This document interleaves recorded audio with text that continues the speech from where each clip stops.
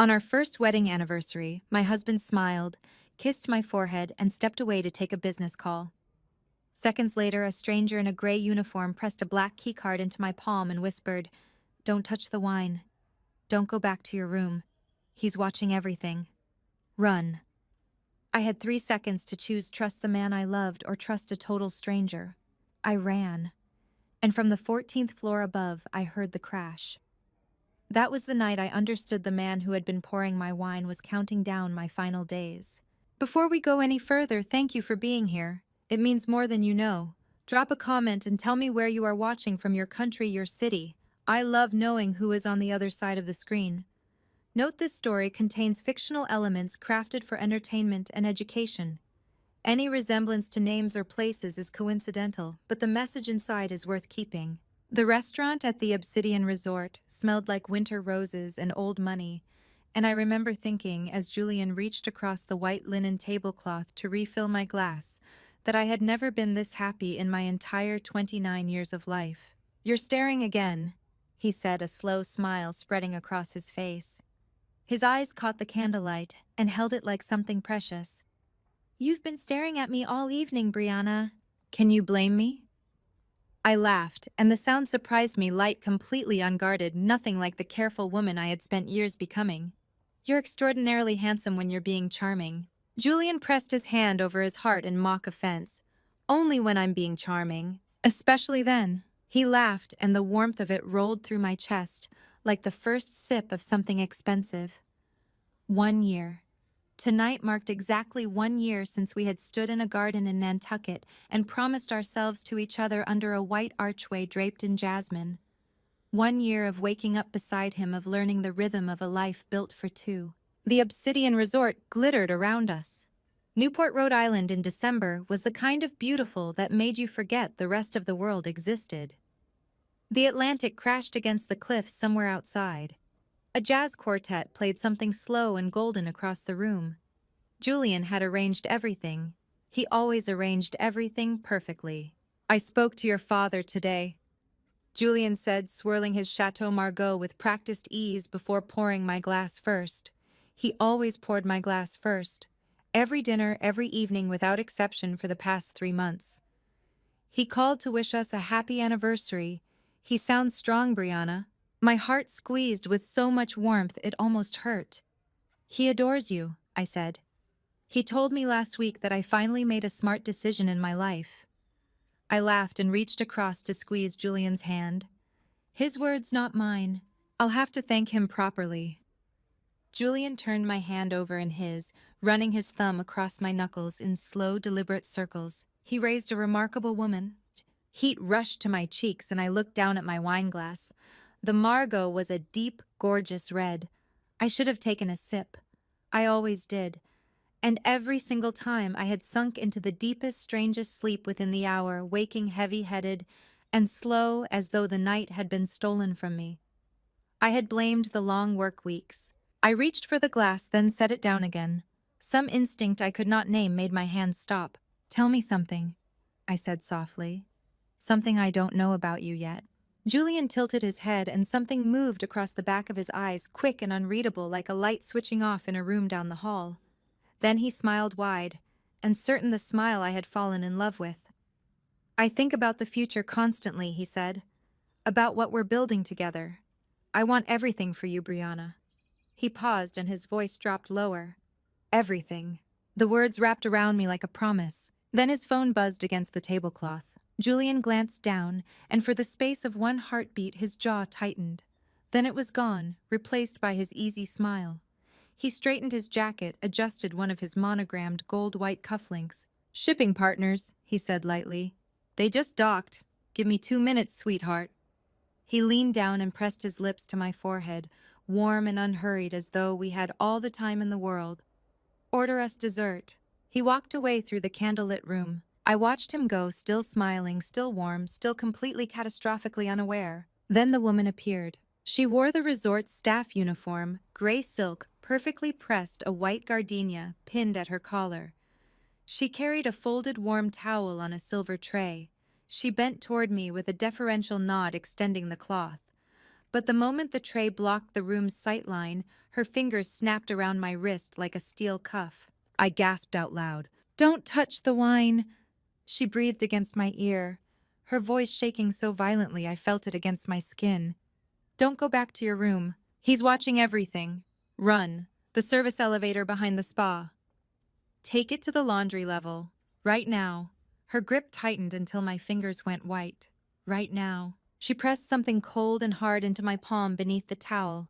A keycard, matte black. Then she straightened, smiled pleasantly at the room as though she had only delivered a warm cloth, and walked away without looking back. I sat there with the keycard hidden in my fist, my heart slamming against my ribs so violently, I pressed my free hand flat against my chest just to feel it. The wine glass sat full and untouched in front of me. Above me, somewhere on the 14th floor, the walls shook. A sound like the world ending, a door blown completely off its hinges. The keycard burned cold against my palm. I sat absolutely still at that beautiful table, surrounded by candlelight and jazz, and the soft murmur of people who had no idea what I had just heard, what I was holding, what was crumbling around me in real time. My chest felt like something inside it had cracked straight down the middle. My lungs refused to work properly. I pressed my hand flat against the table to stop the trembling, but the trembling only moved up my arm and into my shoulders.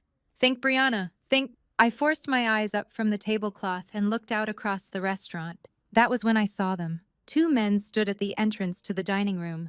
They wore dark suits that were slightly too stiff, slightly too uniform, nothing like the relaxed linen blazers of the other guests. They were not looking at the menu. They were not signaling a waiter. They stood perfectly still at the edge of the candlelight, and their eyes were moving slow, methodical, sweeping the room in a pattern I recognized from somewhere I could not immediately place. Then one of them turned his gaze directly to me, and I recognized his face. My throat closed completely. That was Daniel Carr, Julian's personal security detail. The man Julian had casually mentioned 3 weeks ago had taken an extended leave of absence for a family matter. The man who was absolutely not supposed to be standing 40 feet from my dinner table on our wedding anniversary, staring at me with eyes that held nothing warm in them at all. Every single nerve ending in my body fired at once. "No," I whispered to myself so quietly it did not even qualify as sound. "No, no, no." My mind raced backward through the last 3 months with sudden, nauseating clarity.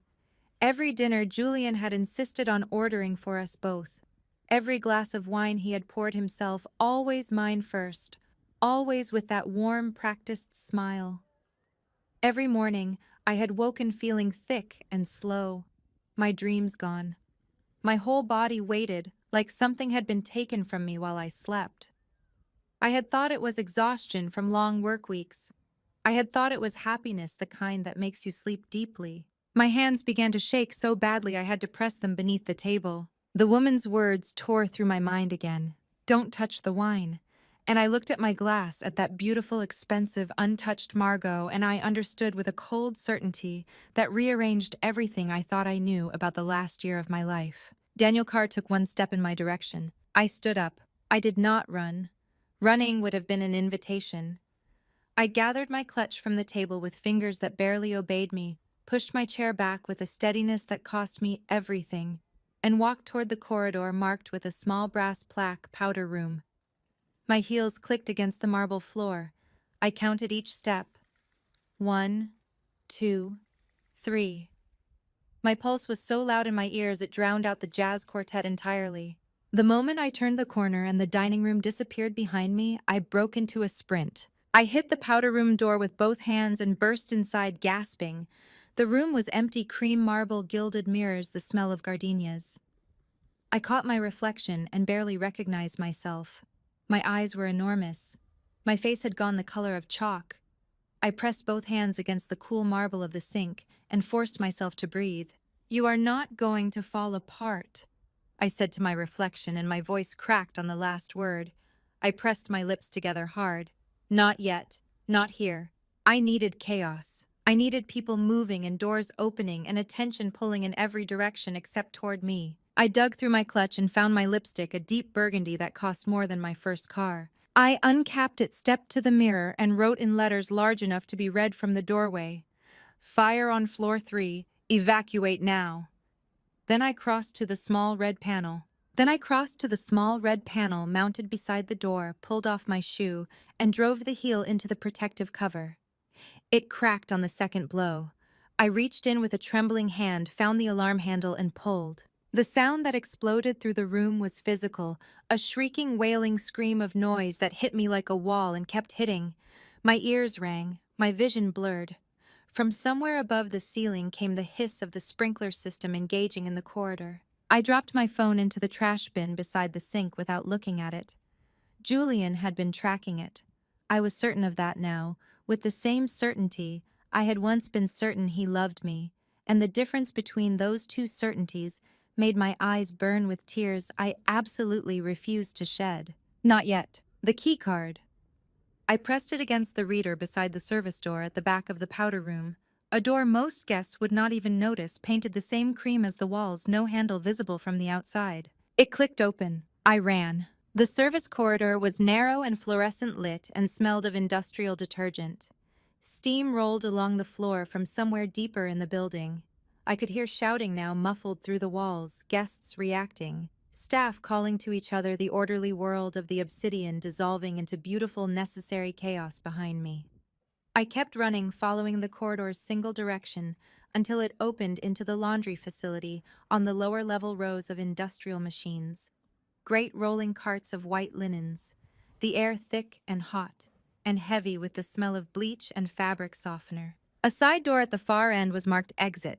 I hit it at full speed. The cold hit me like a fist. December in Newport at midnight was brutal and honest, and absolutely indifferent to my silk dress and bare arms. I stumbled onto a service road, gravel crunching under my heels, the resort's exterior lights casting orange pools across the dark. Behind me through the walls, the alarm was still screaming. Above me on the 14th floor, a single window glowed. I looked up at it without meaning to. A silhouette stood there, still watching. Julian. He was not running. He was not frantic. He simply stood at the window of our anniversary suite, with his hands in his pockets, looking down at the service road below, with the calm, patient stillness of a man who had done this before. A man who knew exactly what came next. My legs nearly buckled beneath me.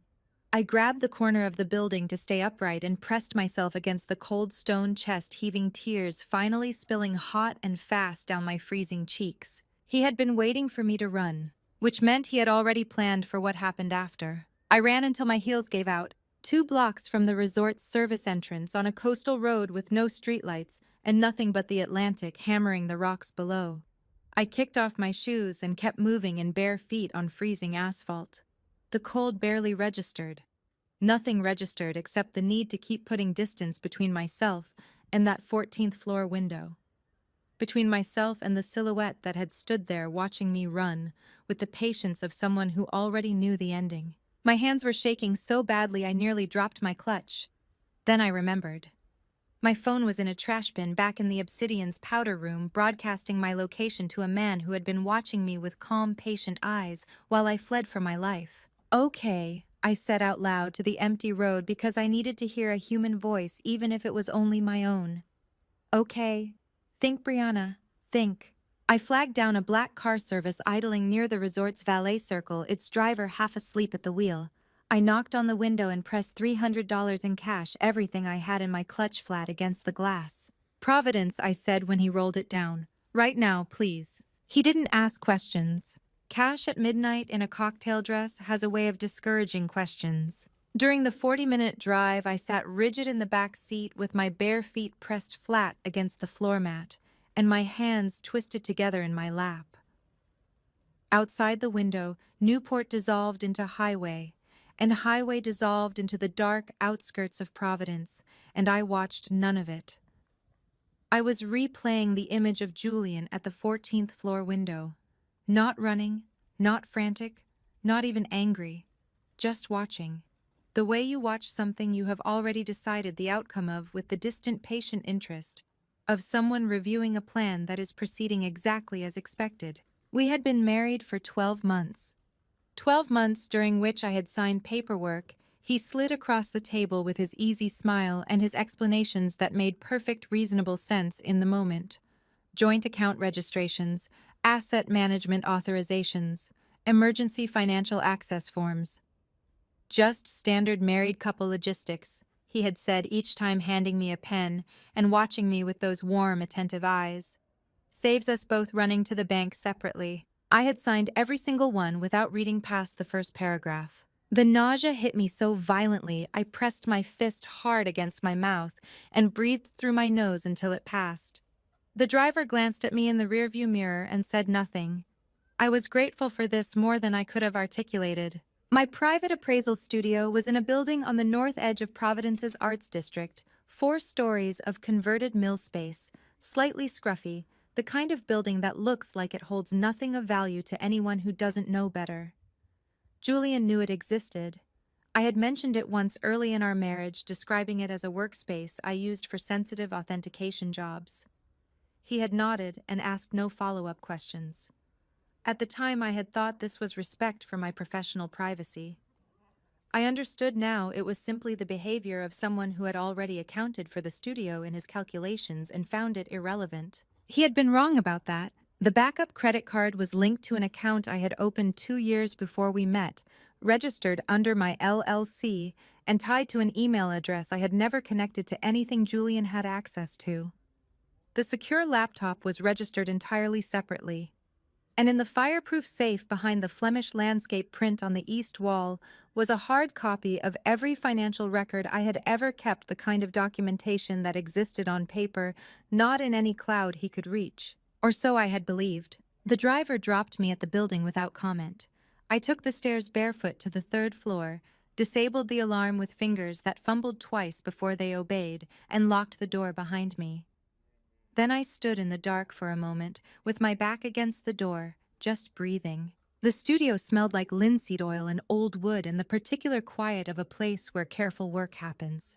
I had spent thousands of hours in this room.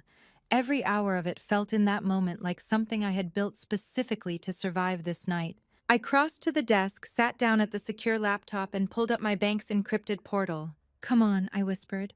"Come on, come on." The page loaded. My accounts were visible. Every dollar was there. My grandmother's inheritance, 8 years of accumulated savings from every authentication job I had ever completed. $500,000 sitting exactly where I had left it. I exhaled so hard my whole body shuddered with the release of it. I opened the transfer screen, entered my LLC routing number, typed the full amount, every cent, into the transfer field. My fingers were still trembling, but they were precise the way they got when I was working on something that mattered. I clicked confirm. The cursor spun, and then the screen went red. Transaction denied. I leaned so close to the monitor my breath fogged the screen. Certain I had misread it. Certain this was a technical error, a timeout, something ordinary with an ordinary explanation. I had not misread it. Your accounts have been temporarily frozen pursuant to an emergency joint account suspension request filed by your legal spouse, Julian Sterling, citing potential financial endangerment of a household asset. Please contact your nearest branch to verify identity in person. The words blurred. I blinked hard and read them again from the beginning. They did not change. "No," my voice cracked down the center of it. "No, no, no." I shoved back from the desk so hard the chair rolled and struck the wall. I pressed both hands flat over my face, and a sound tore out of my chest that I had no name for. Somewhere between a scream and a sob. Something raw and broken and furious. The sound of 8 years of careful, deliberate work being erased by a man in a resort bar with a smartphone and a marriage certificate. It lasted 3 seconds. Then I yanked my hands away, pressed them flat against my thighs, and forced myself to breathe. He had done it remotely. Probably before he had finished his Macallan at the resort bar. Probably while I was still running down that coastal road in bare feet thinking I was getting away. He had taken my money, in a single request, using paperwork I had signed at our kitchen table while a movie played in the background. And he handed me a pen with that warm, unhurried smile. Julian Sterling had locked me out of every cent I had ever earned. I stared at the red notification glowing on the screen. And for the first time since the crash from the 14th floor, I understood the full shape of what I was inside. This was not a marriage, it was a trap.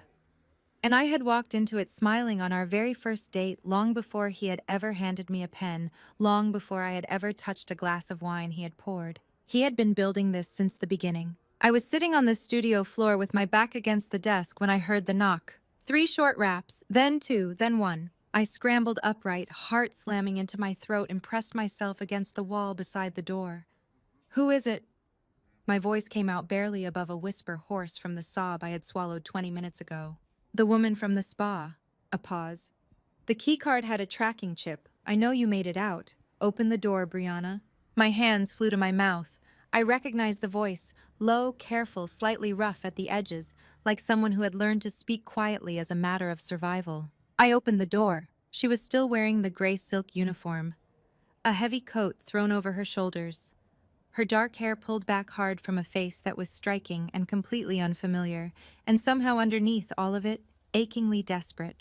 She looked me over from bare feet to tear-stained cheeks, and something in her expression shifted, not softness exactly, but recognition. "You look exactly like I did," she said, 5 years ago. I stared at her. "Who are you?" "Not here."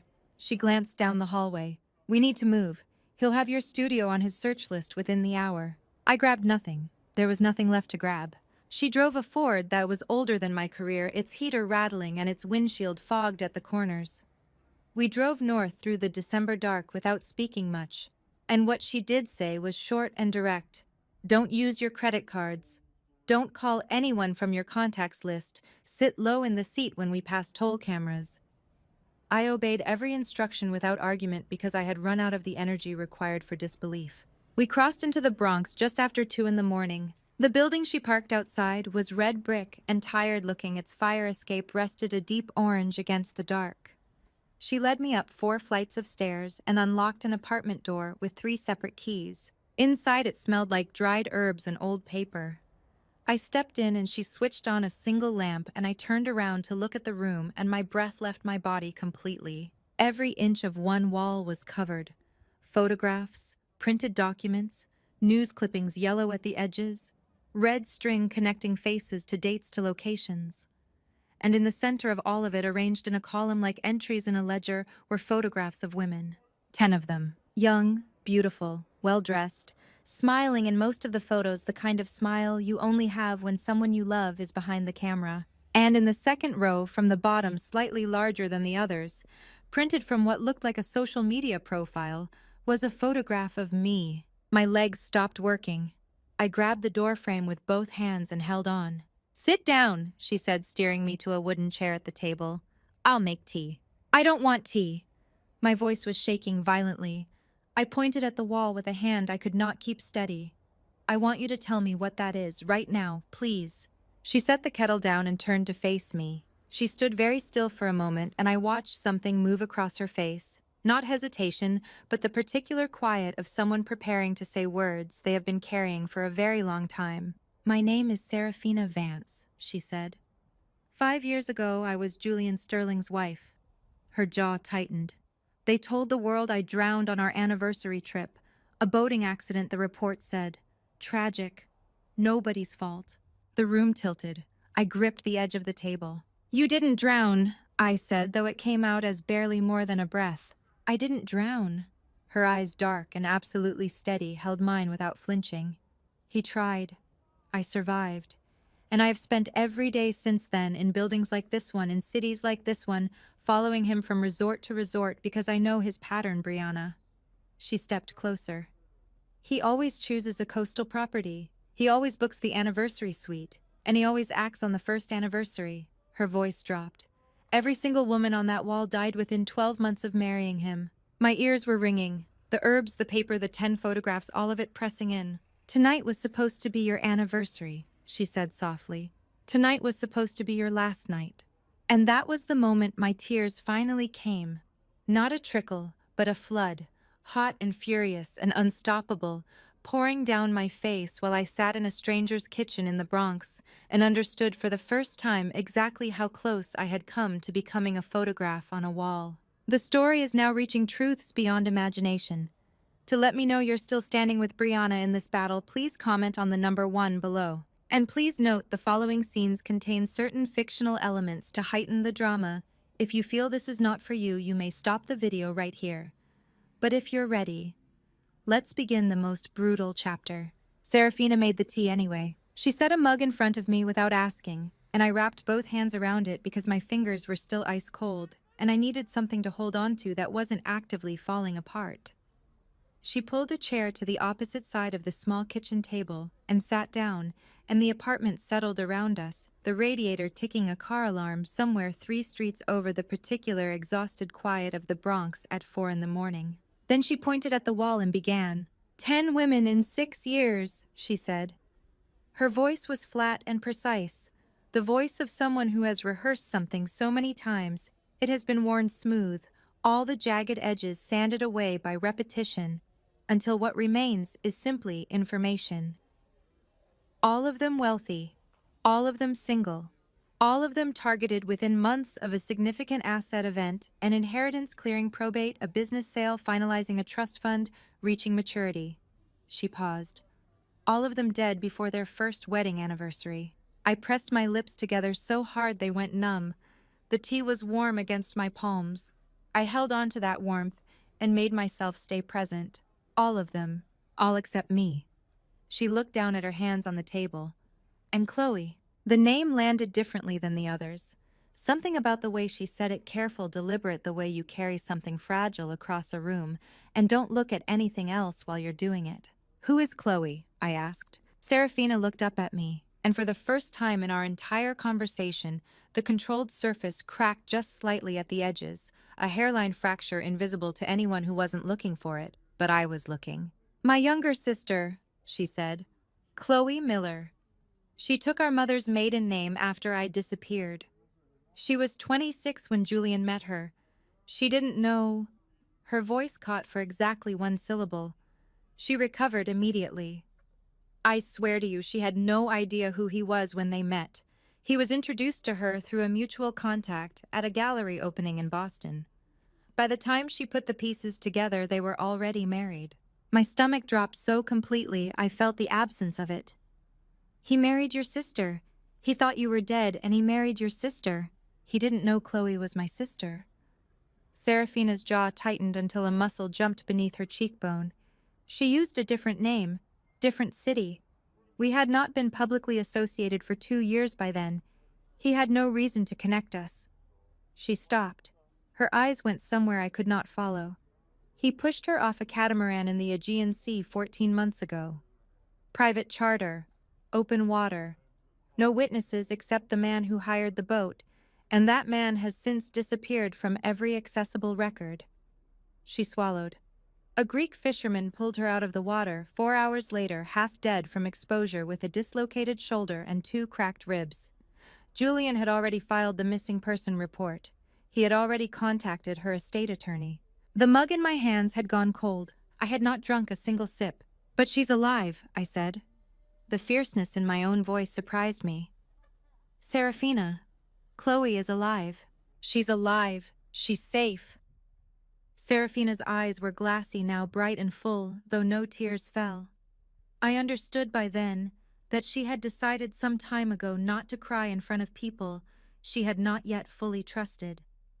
She has been living in Phoenix for 11 months, under a name I chose for her. She has a job. She has an apartment with a deadbolt and a neighbor she trusts. She paused. She calls me every Sunday morning at 8 a.m. to tell me she's still breathing. It is the only Sunday morning ritual I have left. I reached across the table and gripped her wrist. My own eyes were burning so badly I could barely see her.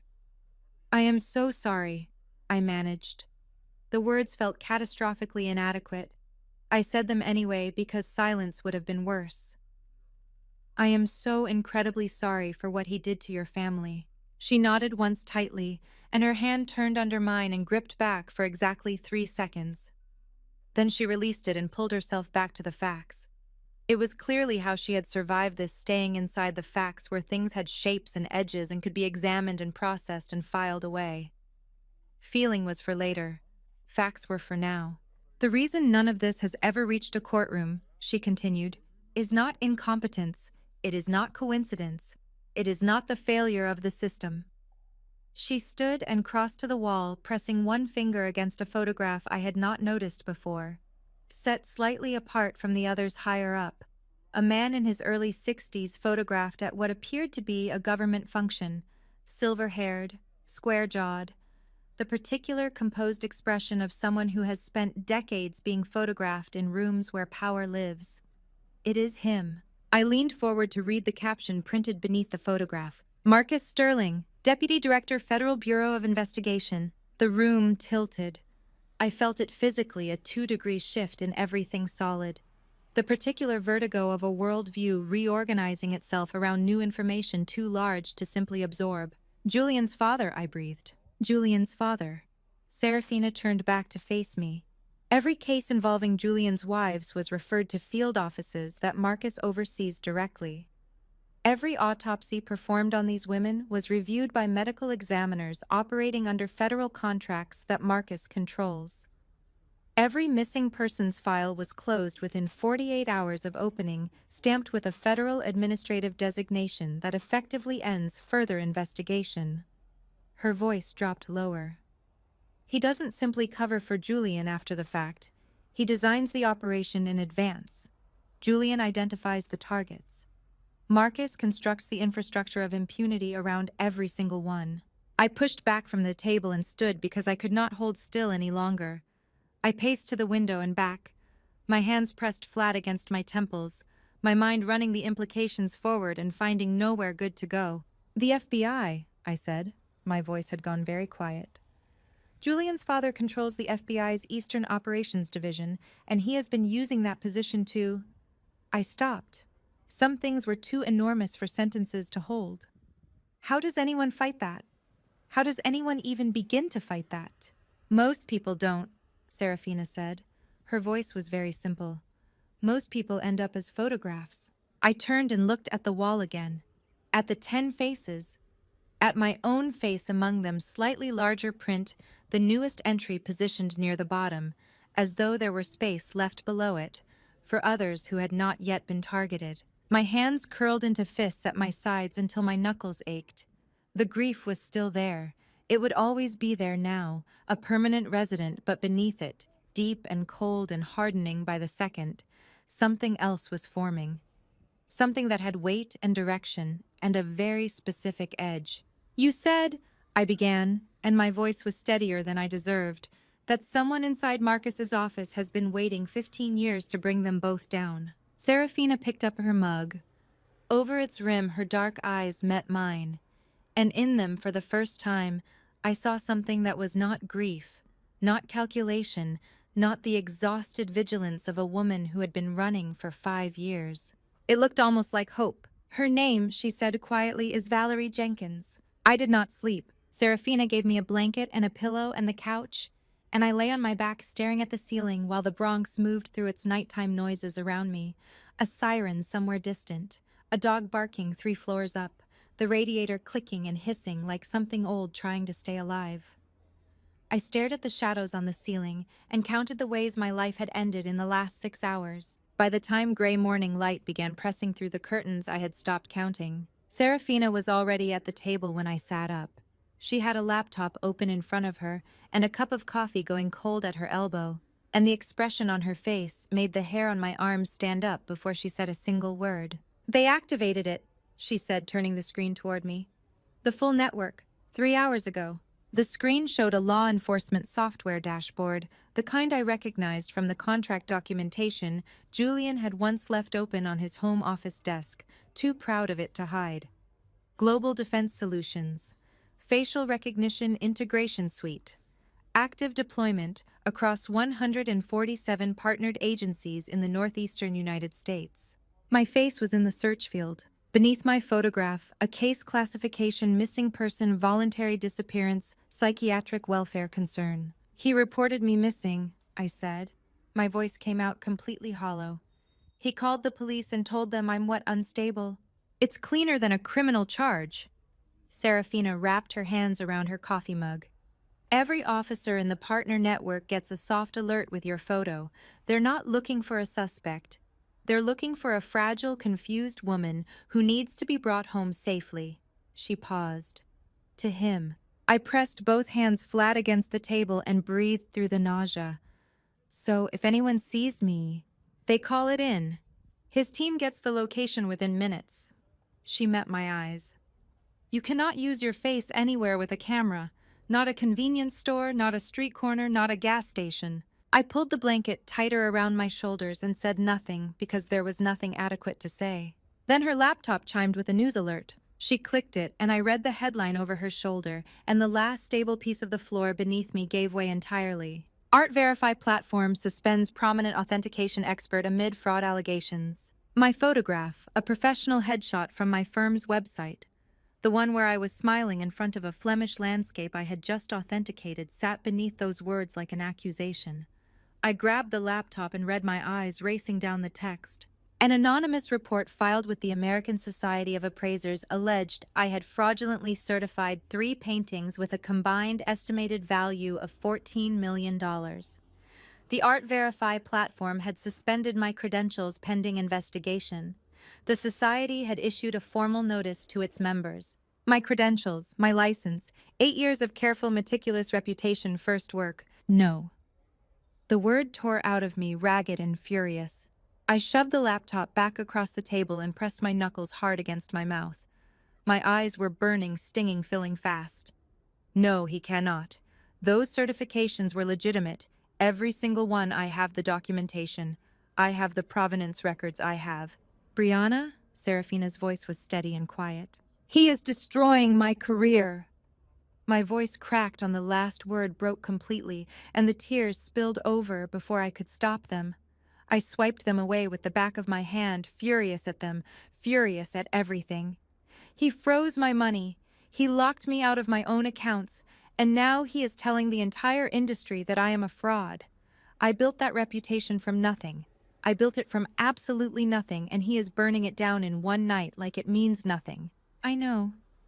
Serafina reached across the table and covered my hand with both of hers. Her grip was firm and warm. I know exactly what this feels like. He did the same to me. Different industry, same method. Her jaw tightened. He takes everything you built before he takes you. That way, even if someone believes you, you have nothing left to stand on. I stared at our hands on the table. Then I pulled a breath in so deep it hurt and held it and let it out slowly. My clients, I said. My 30 active clients. Check your firm email from a private browser. I did not want to look. I looked anyway. 41 new messages. Most of them were variations of the same thing, polite and regretful, and carefully worded, the kind of language people use when they have been advised by lawyers to keep things civil.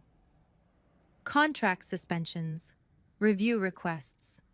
2 outright terminations effective immediately. And at the bottom of the inbox, where my portfolio server should have been a system notification, account access revoked by administrative request. 8 years of work. Every authenticated piece, every client record, every methodology note I had built my professional reputation on. Gone. A sound came out of me that I was not prepared for, a short, sharp, broken sound, like something small snapping under too much weight. I pressed both fists against my sternum and bent forward over the table. Serafina said my name again softly. Then her phone rang. She answered it, listened for 4 seconds, and held it out to me with an expression that frightened me more than anything I had seen that night. "It's for you," she said, "unknown number." I took the phone, pressed it to my ear. The voice on the other end was calm, warm, and perfectly familiar. The same voice that had told me just last night that it wanted everything for me. "Your father collapsed an hour ago," Julian said. "Hartford General, ICU. The doctors say it was cardiac stress." A pause precisely timed. "Come home, Brianna. This has gone far enough." The phone dropped from my fingers onto the table. I was already moving toward the door, my whole body lurching forward on pure instinct, when Serafina stepped directly into my path and gripped both my arms. "Stop," she said fiercely, her face inches from mine. "Stop. Think. That is exactly what he wants you to do." "Give me the phone," I said. "Please, I need to call my mother." Serafina handed it over without argument. I dialed from memory, my parents' landline, the number I had known since I was 6 years old, the number I had called from every dorm room and every airport, and every difficult night of my adult life. It rang twice. Then my mother picked up, and I burst into tears the moment I heard her voice. "Brianna!" She said my name like a prayer, quick and desperate. Brianna, thank God. Are you safe? Where are you? I'm safe. I pressed the back of my hand hard against my mouth to keep the sobs from overwhelming me completely. Mom, I'm safe. Are you okay? Is Dad? Are you okay? He's stable. Her voice wavered on the word. They have him in the cardiac unit. He's stable, sweetheart. He's asking for you. The sob I had been holding back broke through. I turned away from Serafina and pressed my forehead against the cold wall, shaking. What happened? I managed. Mom, what happened? She took a breath, and when she spoke again, her voice was steady in the way that my mother's voice got when she was terrified, but absolutely refused to show it. The voice she had used when my father's first scare happened 2 years ago. The voice of a woman who had decided panic was not an option she could afford. 3 men came to the house at 6 this morning, she said. They showed federal identification. They said they were from the Bureau and that you were under active investigation for financial crimes. Money laundering, they said. Wire fraud. Her voice hardened slightly. They said that if we contacted you or assisted you in any way, we could be charged as co-conspirators. My whole body went cold. Mom, your father was standing right behind me when they said it. Her voice dropped. You know how he is. He went completely white. He started saying your name over and over, just your name, and then he sat down on the floor and he couldn't get up. I slid down the wall until I was sitting on the floor myself, my knees pulled to my chest, tears running freely down my face and dripping off my chin. The guilt was physical, a crushing weight across my sternum. My father, my quiet, brilliant, gentle father, who collected first edition art history books and grew tomatoes in the backyard, and had never once in his entire life done anything that deserved to be weaponized against his daughter. This is my fault, I whispered. Mom, this is my... Stop that immediately, she said sharply with such force that I actually stopped. You listen to me, Brianna Grace Thorne. Whatever Julian Sterling has done, and I do not know the full shape of it yet, none of it is your fault. Do you understand me? None of it. I pressed my lips together and nodded even though she couldn't see me. Good, she said. Now the men who came to the door. Something in her tone changed, became careful and deliberate. I sat up straighter. I photographed them, she said. All 3 of them. Their badges, their faces, the car they arrived in, the license plates. I used the family app, the encrypted one your father set up 5 years ago when he was going through that privacy phase. A pause. I assumed Julian wouldn't know about an application your father downloaded from a Lithuanian developer in 2019. A sound came out of me that was halfway between a laugh and a sob. Mom, I sent everything to your secondary address, the one you opened under your LLC. Check it when you can. I was already on my feet. Can you send it to this number instead, right now? Already done, she said simply. I put the call on speaker and opened the messages on Serafina's phone. 6 photographs loaded one after another. 3 men in dark suits on my parents' front porch. Close-up shots of their identification wallets. She had somehow gotten them to hold the badges still long enough. The car, a black Suburban with government plates. And the faces. I knew one of them. Not well. Just a face I had seen twice in the lobby of Julian's office building. A broad-shouldered man with a scar through his left eyebrow, who Julian had once referred to as facilities management. The kind of vague title that explained nothing and was meant to. Serafina. I held the phone out to her. She looked at the photograph for 3 seconds. Then her eyes came up to mine, and they were hard and bright. That's one of Marcus's contract operators, she said. Private security. They're not FBI. Those badges are duplicates. Her jaw set. Marcus has had a small team of them running personal operations for at least 10 years. They work completely off the books. I looked back at the photographs, at my parents' front door, at the porch where my father used to sit in the evenings and read. The grief was still there. It would always be there now. But it had company, a cold, focused fury that was settling into my bones like something permanent. Mom, I said into the phone, I need you to do one more thing for me. Go somewhere else tonight. Take Dad's sister's house in Vermont. Don't tell anyone where you're going except me. Don't use your regular phone. Brianna. Please, Mom. My voice broke cleanly on the last word. Please just do this one thing. A long pause, then quietly. All right, sweetheart, all right. I love you, I said. Tell Dad I love him.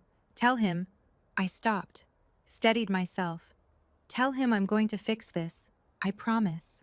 I ended the call and stood in the center of Serafina's kitchen with the photographs on the screen in front of me and a decision fully formed in my chest before I had even consciously made it. Julian had taken my money, my career, my reputation.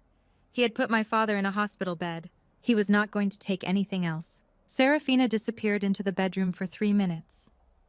When she came back, she was carrying a photograph in both hands, holding it with a careful deliberateness that told me before she said a word that whatever was in that picture mattered more to her than almost anything else in this apartment. She placed it on the table between us and sat down. The woman in the photograph was in her early 50s, photographed from a distance through what looked like a long lens.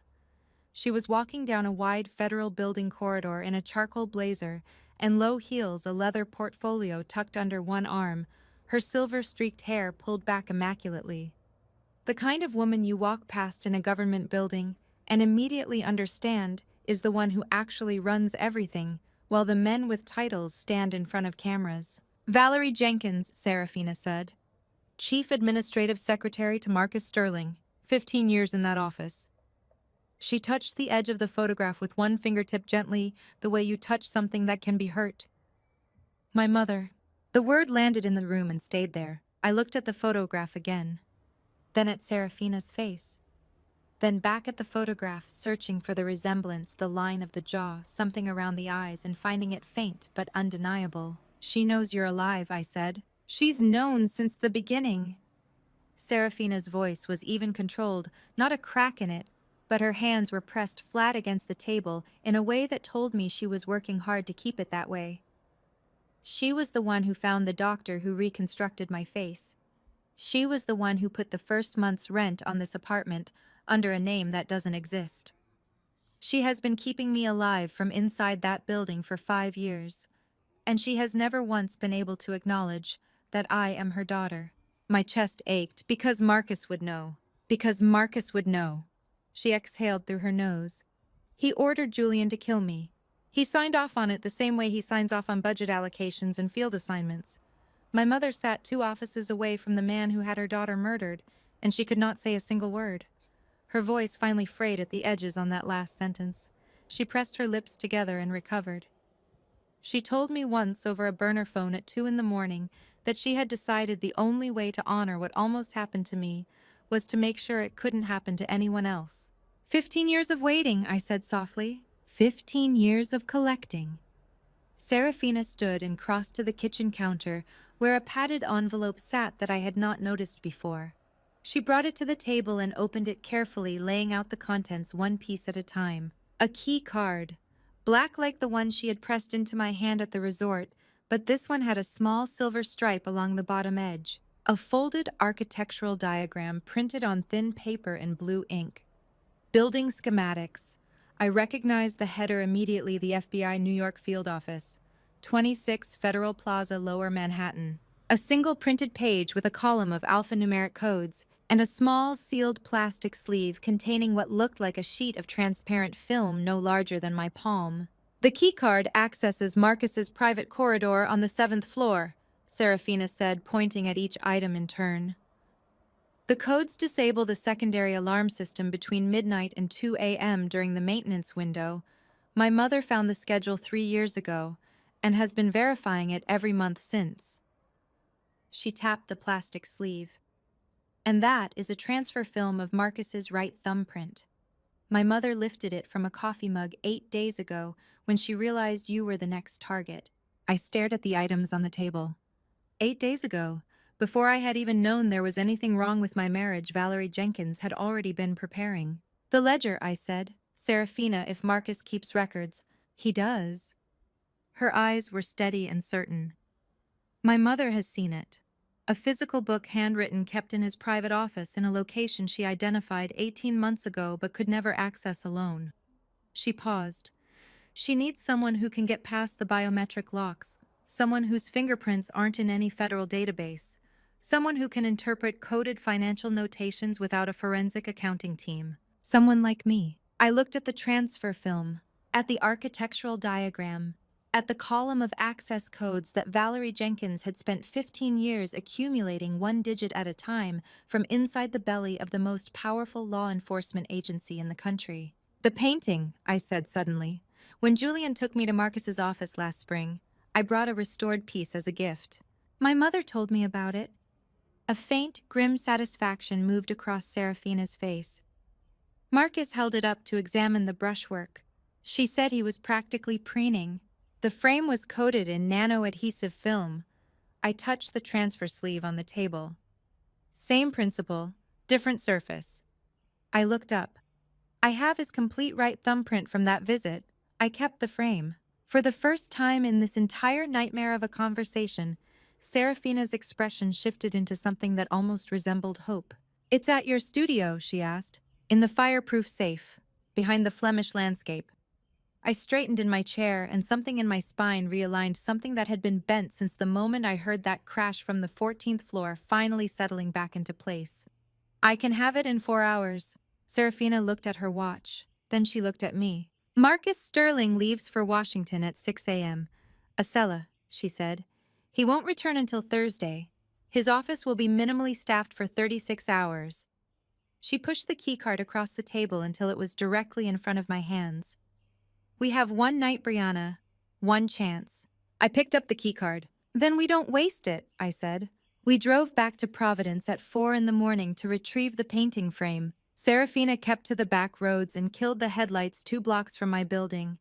I went in alone, moving fast through the dark studio, with a flashlight between my teeth, working the combination on the fireproof safe with hands that had finally stopped shaking and started doing what they were trained to do. The frame was exactly where I had left it. A gilt-edged rectangle 16 by 20 inches, the kind that looks like something from a Flemish estate sale and costs accordingly. I turned it over and examined the inner surface under the flashlight beam. The nano-adhesive film was still there, a nearly invisible layer applied 3 weeks before our visit to Marcus's office, pressed into the inner lip of the frame where a hand would naturally grip it. Marcus Sterling had held this frame in both hands for nearly a minute, turning it to catch the light, commenting on the quality of the gilding. He had been extraordinarily helpful. I carried the frame back to the car tucked under my arm like something ordinary and said, "I have everything we need." By the time we returned to the Bronx, I had gone over the plan in my head 4 complete times. Serafina spread the building schematics across the kitchen table, and we stood over them with cups of coffee going cold at our elbows, and I did what I had spent 8 years training myself to do. I read the details. "Walk me through the access point," I said. Serafina traced the route with her finger. "Service entrance on the building's north side. Valerie leaves it on the maintenance override between 11:45 p.m. and 12:15. 30 minutes. We go in at exactly 11:50. What are we wearing?" "Biohazard remediation uniforms, full suits, respirator masks, equipment cases." She glanced up. "Marcus has a standing contract with a private environmental firm for quarterly air quality testing. Valerie scheduled a surprise supplemental inspection for tonight's system, shows it as authorized in the building management database. Anyone who sees us will assume we're contractors." I nodded slowly. "The secondary alarm?" "Disabled during the maintenance window, but there's a motion sensor on the 7th floor that runs on a separate circuit." She pointed to a small square on the diagram 2/3 of the way down the private corridor. "It resets every 40 seconds. We have to move in segments, 35 seconds of movement, pause for 5, move again." "I can do that." "I know you can." She looked at me steadily. "The biometric lock on Marcus's office door reads thumbprint and keycard simultaneously. Both required. Neither alone opens it." I held up the painting frame. "Then we'll have both." Serafina's expression didn't change, but something in her eyes did, a quiet, fierce recognition, the look of someone who has been fighting alone for a very long time and has just realized they are no longer alone. I closed my eyes. I went back to that afternoon in Marcus's office. April, bright spring light coming through the floor-to-ceiling windows, Julian's hand warm on the small of my back as he guided me through the door. Marcus rising from behind his desk. The momentary stiffening of his posture quickly smoothed over. The gray book, small and thick-spined, disappearing into a wall panel before I had fully registered what I was looking at. The electronic click of a concealed lock. The tree. Tell me about the office layout, I said, opening my eyes. Serafina pointed to the diagram. Large open space. Desk here, conference seating here, bookcase along the west wall. She paused. And in the northeast corner? The garden, I said. He has an indoor garden, a full-grown Japanese black pine in a stone planter. He told Julian it was a gift from a foreign dignitary. I closed my eyes again and saw it precisely the tree's twisted trunk, the pale gray stone of the planter, the careful raking of the decorative gravel around its base. When he moved to close the wall panel, he was standing in front of the garden, not the bookcase, not the desk. I opened my eyes and pointed to the northeast corner of the schematic. The ledger is in this planter, I said, under the stone. That's why there's no visible safe in the office design. It's underneath the tree. Serafina stared at me. How are you certain? She asked. Because I authenticate things for a living. I set the painting frame down on the table. People who hide things in obvious places, safes, vaults, locked drawers, are afraid of thieves. People who hide things in plain sight are afraid of people who are already inside. I looked at her steadily. Marcus Sterling isn't afraid of a break-in. He's afraid of his own people. That tree has been in that office for 11 years, according to the building records I pulled for his profile. 11 years of everyone walking past it every single day and never looking at it twice. Serafina sat down slowly. She pressed the heels of her hands against her eyes for a moment. When she lowered them, her expression had sharpened into something that looked for the first time like genuine anticipation. Valerie leaves the suits in the utility closet on the building's basement level, she said. Equipment cases pre-stocked. She'll be in her office until 8 p.m., then home. She cannot be there when it happens. She paused. If we are not out of that building by 3 a.m., she pulls the fire alarm remotely as a distraction. And after 3 a.m., Serafina met my eyes. After 3 a.m., she said quietly, we are entirely on our own. I looked at the building schematic, at the northeast corner, at the small, unmarked square where a Japanese black pine sat in a stone planter in the office of the Deputy Director of the Federal Bureau of Investigation, and had sat there for 11 years and had been looked at every single day and had never once been truly seen. Then we leave at 11, I said, and we don't come back without that ledger. The FBI New York field office at 26 Federal Plaza does not look like a building that can be broken into. It looks like a building that was designed by someone who understood on a fundamental level that architecture can be a form of threat. 34 floors of dark concrete and reinforced glass, rising straight out of lower Manhattan, surrounded by Jersey barriers and camera housings, and the particular quality of stillness that only exists around buildings where very serious people work very serious hours. I had been inside it once briefly with Julian, and I had felt small in the way you feel small inside a cathedral. Not awed exactly, but reminded of your own scale. Standing outside it at 11:48 in the evening in a white biohazard remediation suit, with a respirator mask hanging around my neck and an equipment case in each hand, I felt something different. I felt like I was about to do the most dangerous thing I had ever done in my life, and I was going to do it anyway. Service entrance is north side, Serafina said quietly beside me. She was already masked, her voice slightly muffled, her posture so completely convincing as a contractor that even I believed it for a moment. 30 seconds. We walked. Not quickly. Quickly attracts attention. We walked the way people walk when they belong somewhere, with the particular deliberate confidence of individuals who have a job to do and would very much like to do it and go home. The service entrance was exactly where the schematic showed it, a heavy steel door set flush into the building's north face. No signage, a card reader mounted at shoulder height. Serafina swiped the override card Valerie had programmed. The door clicked, opened inward 2 inches. I released a breath I had been holding since the Bronx and followed her inside. The corridor was narrow and fluorescent lit and smelled of cleaning solution and recycled air.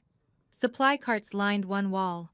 Overhead, the ventilation system hummed at a frequency I could feel in my back teeth. A sign at the far end read, "Authorized personnel only," in red letters that seemed in that moment to be directed personally at me. "Motion sensor activates at the elevator bank," Serafina murmured, checking her watch. We move in 35-second intervals. I'll count. When I say stop, you stop immediately. Don't ask why, don't look around. Just stop. Understood, I said. We took the service elevator to the 7th floor, and when the doors opened into a carpeted corridor lined with office doors bearing small brass plates, I felt the shift in atmosphere immediately. This was not the functional basement level. This was where decisions happened. The air was quieter, more careful the way air gets in rooms where important things are regularly said. Move, Serafina said. We walked. 35 seconds. Past 3 office doors. Past a glass-walled conference room dark except for the standby lights on a row of monitors. Past a water station and a potted plant, and a framed photograph of the current FBI director that watched us pass with the particular blankness of official portraiture. Stop. I stopped, planted my feet, stared at a fixed point on the wall directly ahead of me, and held perfectly still while 5 seconds ticked past, with the slowness of something geological.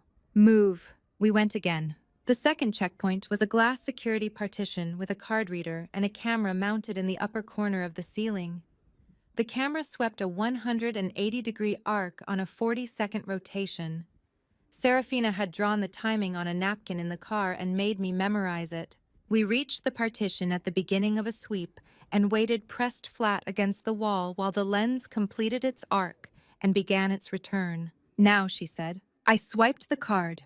The partition clicked. We moved through in 4 seconds and were past the camera's field of view before it completed the return sweep.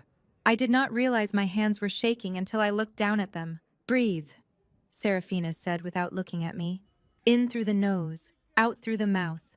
Don't let it show in your shoulders. I'm fine, I said, and was surprised to find that I mostly meant it. The private corridor was shorter than I had expected, just 8 doors, each one dark, each one closed. The brass plate on the 7th read simply, Sterling M., Deputy Director. Below the plate, a biometric panel glowed faint blue in the dim corridor light. We stopped in front of it. I set down my equipment case, opened it, and removed the transfer film from its protective sleeve, with 2 fingers handling it the way I handled irreplaceable things in my professional life, with absolute steadiness and no wasted movement. The film was barely larger than a postage stamp. 8 months of careful preparation pressed into a surface thinner than a human hair. I pressed it against the biometric panel's reader surface. The blue glow pulsed once, twice, then turned green. Serafina swiped the access card simultaneously exactly as Valerie had instructed, and I heard the mechanism in the door disengage with a sound that was much quieter than I expected, a soft, decisive click, like a puzzle piece finding its place. The door swung inward on perfect hinges. The office beyond was dark. I could make out the shape of the desk, the bookcase, the conference chairs. And in the northeast corner, exactly where I had placed it in my memory, the silhouette of the Japanese black pine rose against the ambient glow of the Manhattan skyline coming through the floor-to-ceiling windows. I stepped inside, and then I stopped, because there was a light in the room, not an overhead light. A small, precise beam, the kind cast by a desk lamp left on a low setting, coming from somewhere to the left of the desk. And underneath the door that connected to the private inner office, a thin, steady strip of yellow light. Someone was in there. The inner office door did not open. I stood completely still in the dark, my pulse hammering so loudly I was certain it was audible, watching that thin strip of yellow light beneath the inner door, and waiting for it to move, for a shadow to cross it, for the sound of a chair scraping, or a voice, or footsteps. Nothing moved. Serafina touched my arm and pointed upward. I followed her finger to a small box mounted high on the wall near the ceiling, an automatic lamp timer, its green indicator blinking slowly in the dark.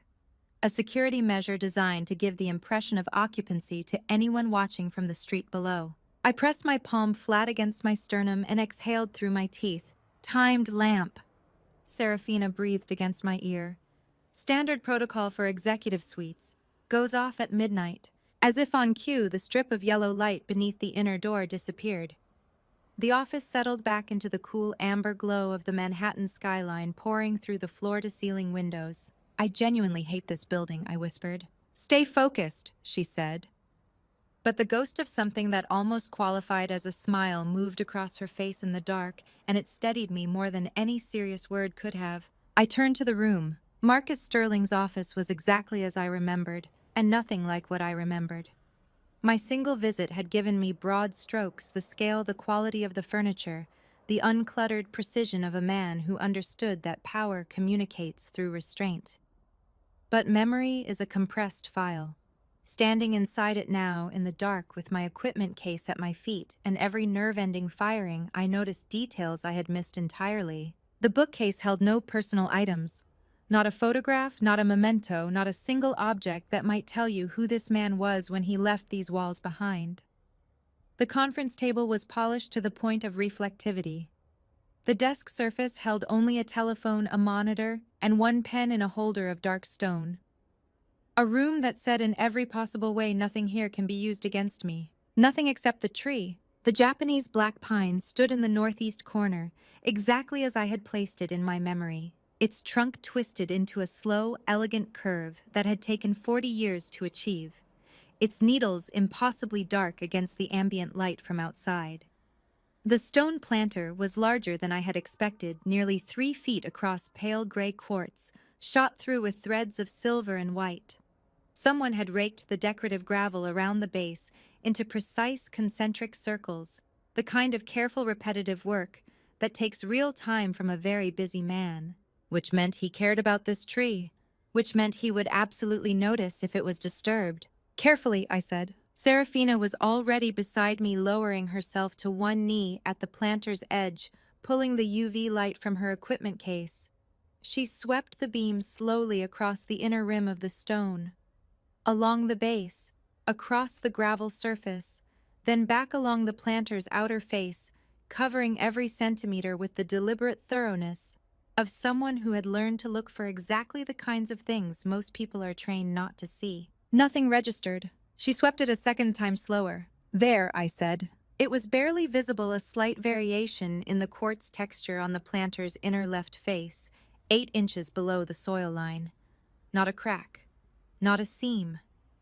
A circular depression, perhaps 4 inches across its edge, marginally smoother than the surrounding stone. The UV beam caught it at precisely the right angle and held it for one suspended second. Back, I said. Right there. She brought the beam back. We both looked at it without speaking. Biometric reader, I said. Same principle as the door panel. The stone is the surface. Serafina reached into the equipment case and placed the transfer film in my open hand. My hands were completely steady.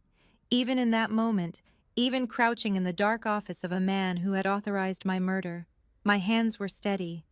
8 years of handling irreplaceable objects had trained them for exactly this, for the moment when the thing you are touching cannot be dropped, cannot be fumbled, cannot be given back to do again. I pressed the transfer film firmly and evenly against the circular depression and held it without moving for 4 full seconds. A vibration moved through the stone, subtle, mechanical, deep. Then a sound so quiet it was almost imaginary. A click. A section of the planter's inner face, 6 inches wide and 4 inches tall, swung inward on a hinge machined so precisely it was essentially silent. Behind it, a space carved directly into the stone, roughly the size of a shoebox, lit faintly by a single interior LED. Inside that space lay 2 objects. A book, small, thick, bound in gray leather so dark it was nearly black, its cover entirely unmarked. And a memory card in a sealed protective sleeve, the kind manufactured to survive fire, water, and physical impact. Serafina made a sound I had never heard from her, small and fractured and private, the sound of someone who has been waiting 5 years for something and has just watched it arrive. She pressed the back of her hand hard against her mouth. 1 second. Then she lowered her hand and her face was composed again, except for her eyes, which she could not quite control. I picked up the book with both hands and opened the cover. The first page held one line written in Marcus Sterling's precise, controlled handwriting. Target final Thorn B algorithm key. Project 7K13. Authorization required before execution. Below that a date, 3 weeks ago. The room pressed inward around me. I read the line again. My name. In this man's hand. In this hidden space. Beneath a tree that had sat in this corner for 11 years, while his son smiled at me across candlelit restaurant tables, and told me he wanted everything for me. From the corridor outside, clearly and unmistakably came the sound of footsteps approaching the door. Serafina grabbed my arm and pulled me down behind the desk. We crouched there in the dark, pressed flat against the heavy mahogany, the gray ledger clutched against my chest, and the memory card in Serafina's fist, and we did not move.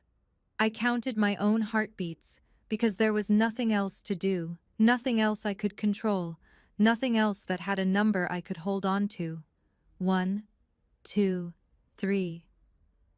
The footsteps in the corridor slowed as they reached the office door.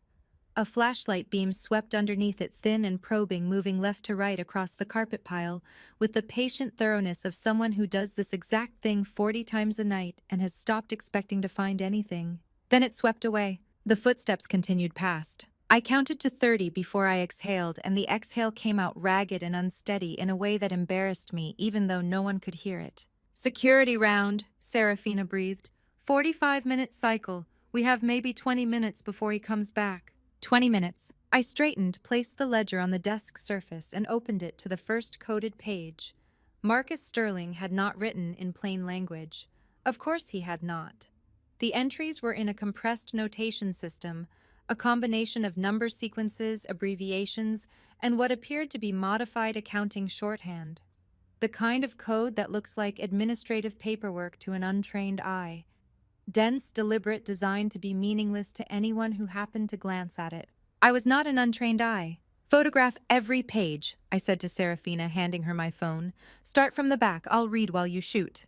She took the phone without argument and moved to the last page, working backward with the focused efficiency of someone who has learned not to waste a single second when seconds are the only currency that matters. I pulled the desk lamp to its lowest angle, angled it away from the windows, and began to decode. The system was not complicated. Marcus had built it from standard federal case notation. I had seen similar structures in provenance documentation for government-owned artworks, the kind of internal shorthand that federal archivists use when they want information accessible to colleagues but impenetrable to outsiders. He had simply added a personal cipher layer on top, substituting letters for numbers in a rotation pattern that shifted every 3 entries. A small private key, elegant in its simplicity. It took me 4 minutes to identify it. 4 minutes, and then his entire private record opened itself to me like a confession that had been waiting 11 years to be heard. The liquidation list occupied the first 30 pages. 10 entries. Each one a woman's name followed by a case number, a date of marriage, a date of termination, a method code, and a single letter indicating status. 8 of them carried the letter C, closed, completed. Each of those 8 entries was a woman who had eaten dinner with Julian Sterling, who had laughed at his stories, who had signed paperwork at a kitchen table and gone to sleep believing she was safe. 8 women, 8 letters, 8 closures that Marcus Sterling had processed with the same bureaucratic efficiency he brought to budget approvals and field assignments. The 9th entry, Serafina Vance, carried the letter F, failed. The 10th entry, the last one printed in slightly darker ink, as though the pen had pressed harder or had simply been newer, carried the letter P, pending. Beside the letter P was my name. Brianna A. Thorne. Married 11 months, 3 weeks, 4 days. Target acquisition confirmed. Method assigned. Timeline active. I pressed my lips together until they went numb. My jaw ached from how hard I was clenching it.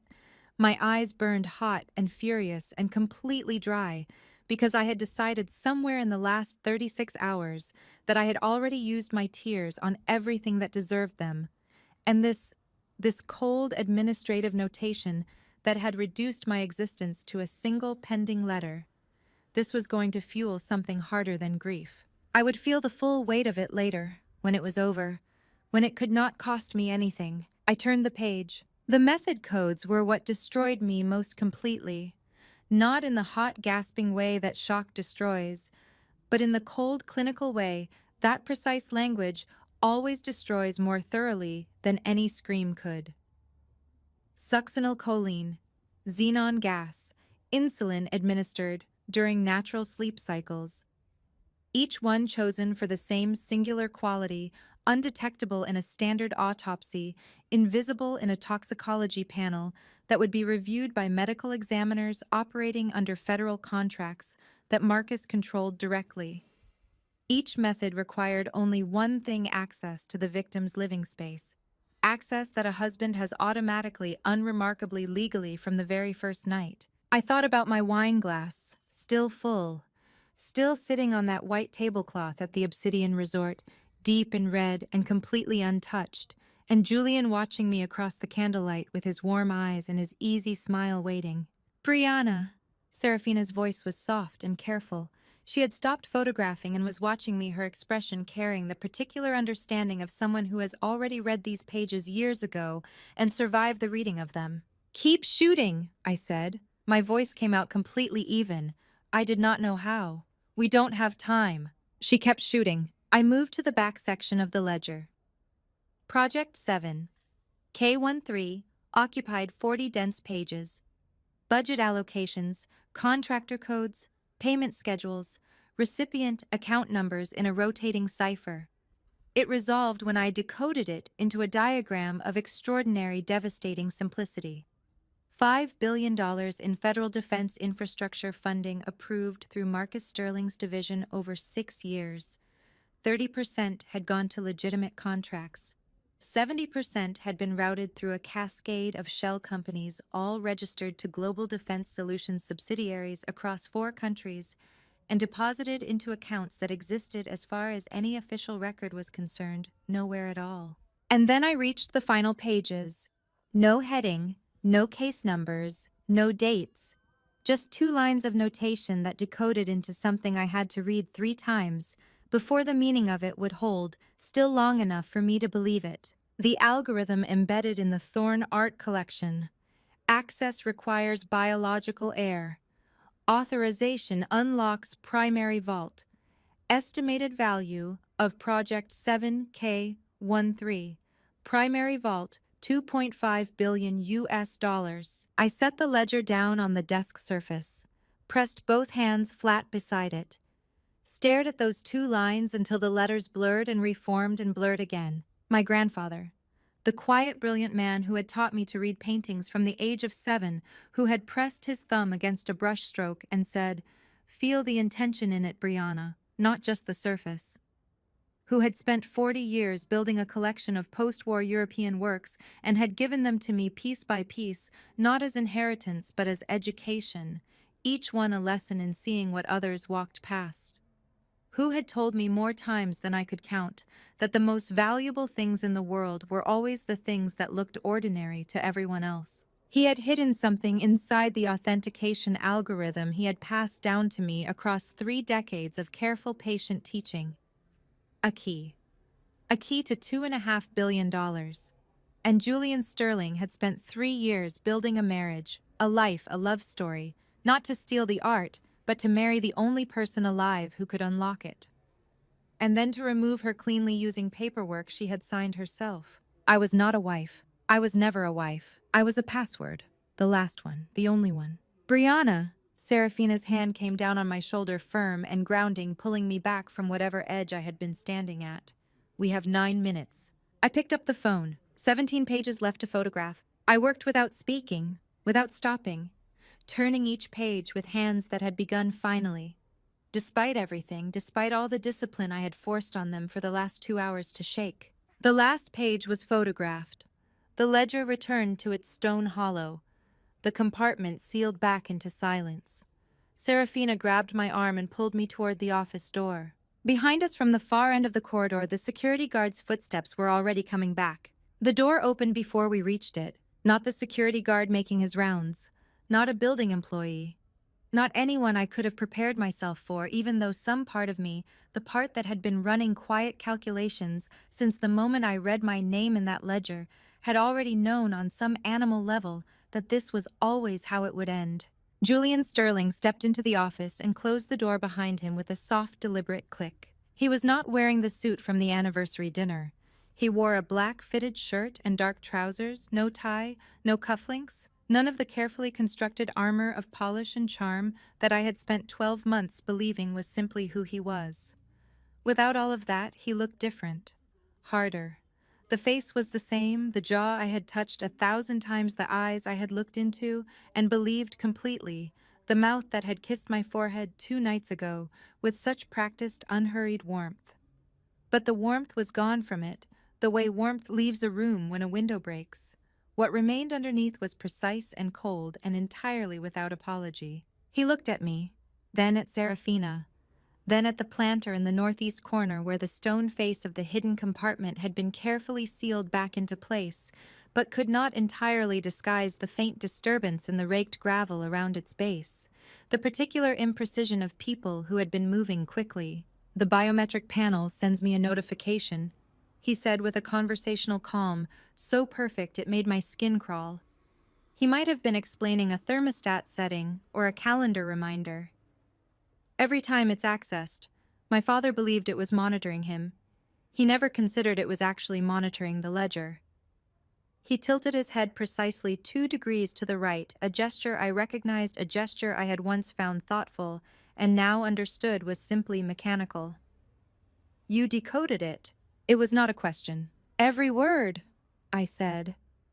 My voice did not shake. I was genuinely astonished by this fact.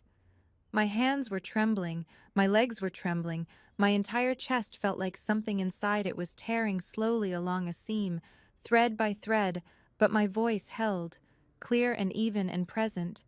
I had never been so grateful for anything so small in my entire life. Project 7K13, the liquidation list. All 10 names with dates and methods. I have photographs of every single page. Something moved behind his eyes. Not shock. Julian did not shock easily. I had learned that much in 12 months. Something more deliberate. A recalculation. A man assessing new variables. "Give me the phone, Brianna." "No." He began to cross the room toward me. Not running, walking measured and deliberate and utterly unhurried the way you approach something you are completely certain you will catch. I stepped backward and felt the bookcase hit my shoulders. My free hand found the edge of a shelf behind me and gripped it hard enough that the wood bit into my palm.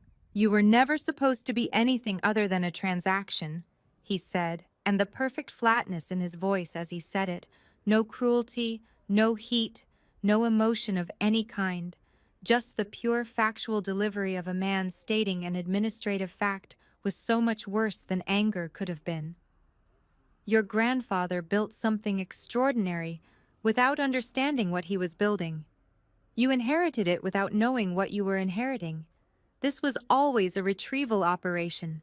Nothing personal was ever intended." Nothing personal. The words tore out of me jagged and furious and burning. My eyes were stinging so badly the room was blurring at the edges, and I absolutely refused to let a single tear fall. "I was your wife. I sat across from you in restaurants and laughed at your jokes and signed the papers you slid across the table because I trusted you with everything I had. And you were sitting there calculating the most efficient method to kill me." "Yes," he said, flatly, directly, 4 feet away now, 3. "The women on that list were transactions," he said. "All of them, including you."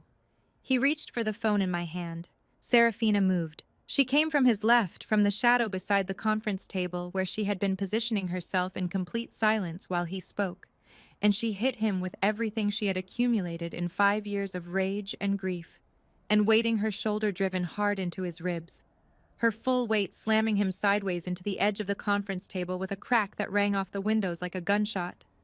Julian grunted a short, punched-out sound and staggered. His reach for the phone missed by 6 inches. Serafina got both hands into his collar and drove her knee upward with vicious precision. He was faster than she expected. He twisted, took the blow on his hip, caught the table edge with one hand to steady himself, and spun her hard into the bookcase behind her. The impact was brutal. Books cascaded off the shelves in a crashing wave. Serafina hit the shelf edge with her shoulder and cried out. The memory card flew from her fist and skidded somewhere beneath the conference table. Gone in the dark, a short, raw sound of real pain tore out of her that hit me somewhere so deep I nearly stopped moving, and Julian's hand closed around her forearm, like a steel cable pulled tight, fingers digging in. "Go!" she screamed at me. Her voice was ripped and fierce and absolute. "Brianna, go! Right now!" I ran. I hit the office door with both palms and threw it open so hard it crashed against the wall, and I was in the corridor and running before the sound of it finished echoing. Behind me, I heard furniture going over, Julian's voice rising for the first time to something with a genuine edge in it, Serafina's grunt of fierce effort followed by another crash. Every instinct in my body wanted to turn back. Every instinct screamed that I was abandoning her, that I was running while she fought, that I was a coward who was leaving behind the only person who had chosen to stand beside me in this. I kept running, because Serafina had made her choice with complete clarity, in full knowledge of the cost. And the only thing I could do that would not make that sacrifice meaningless was to make it worth something. The service elevator was at the corridor's end. I hit the call button with my palm and pressed my back against the wall beside the doors, chest heaving, the phone clutched against my sternum with both hands, like something irreplaceable, which it absolutely was.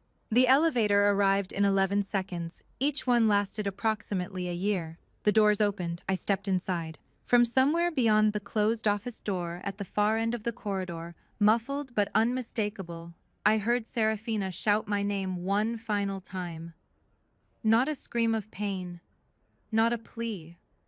A command fierce and certain and unafraid, the voice of a woman who had already decided exactly how this moment was going to end, and had made her peace with every part of it. The elevator doors closed. I pressed both hands flat over my face and stood in the descending car in total darkness, breathing in counts of 4, while the evidence of everything pressed against my palms, and the woman who had saved my life twice in 36 hours was somewhere above me in that building, paying the price of the second time. I would not waste it. I would not waste a single second of what she had given me. The coffee shop in Queens was called Sunrise Diner, and it had been open continuously since 1971, and it smelled like burned coffee and something fried, and it was the most beautiful place I had ever been in my life. I chose a corner booth with a wall at my back and a direct sightline to both exits. The waitress was a woman in her 60s with the specific brand of unshockable patience that comes from 30 years of night shifts, and when I sat down in my biohazard remediation jacket with no shoes and a cracked phone and asked for coffee and an outlet, she brought both without a single question. I could have wept from gratitude. I nearly did. I sat there for a moment with both hands wrapped around the mug and let myself feel for exactly 60 seconds everything I had been refusing to feel since the elevator doors had closed in that building on Federal Plaza. Serafina. Her voice fierce and absolutely certain, shouting my name one final time. The sound of it, the particular quality of it, the way it had not been frightened at all. I pressed my lips together so hard they ached. Then I opened my phone and I went to work. The first call was to a number I had memorized 3 years ago from a business card I had never expected to need. Special Agent Silas Grant, FBI, Counterintelligence Division, New York Field Office.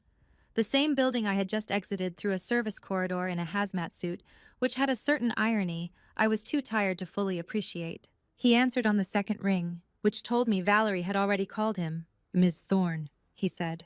His voice was low and careful and completely alert, the voice of someone who had not been sleeping. "I've been expecting you." "How much did Valerie tell you?" I asked. "Enough." A pause. "I need the evidence files. Everything you photographed. I'm sending them now." I opened the photo gallery and began transferring files to the encrypted channel Valerie had pre-established on the phone. 47 photographs. Every page of the gray ledger decoded into plain language annotations I had added in the elevator during the descent. "There's a memory card, too. It's still in the office, we didn't get it out, but the ledger is complete and the cipher key is in the last file I'm sending." "The warrant is being drafted," Agent Grant said. "I need 24 hours. "You have 8, I said. "The Digital Security Operations Center inauguration ceremony starts at noon today. Julian Sterling is the keynote presenter. Marcus Sterling will be in the VIP section. After noon, the entire evidence set goes public through channels I've already arranged, and if you're not in that building with a federal warrant in hand, you are going to spend the rest of your career explaining to a congressional oversight committee why you waited." Silence on the line. "Then I'll make some calls." "Please do," I said and ended it. The second call was to Robert Walsh at the New York Times, who I had researched 3 weeks ago for entirely different professional reasons. and whose personal cell number was listed in the Times editorial directory if you knew where to look. He answered on the fourth ring, groggy and irritated, and was neither groggy nor irritated approximately 45 seconds into my explanation. "You're telling me," he said, and I could hear him sitting upright, hear the creak of a chair, hear the sound of a man coming fully and rapidly awake, "that the deputy director of the FBI has been running a murder-for-hire operation inside his own agency for 6 years. "I'm telling you that, and considerably more," I said. "I'm offering you a simultaneous exclusive live stream from inside the Meridian Center, beginning at 11:58 this morning, 2 minutes before it starts. Everything goes live to every platform at the same moment. It cannot be pulled. It cannot be stopped. It cannot be buried by anyone with a government title and a phone." A long pause. "I need credentials for the venue." "You're already credentialed. You're Robert Walsh of the Times. Call their press office and request technical assistant registration for a second camera operator. The name is Diana Brooks."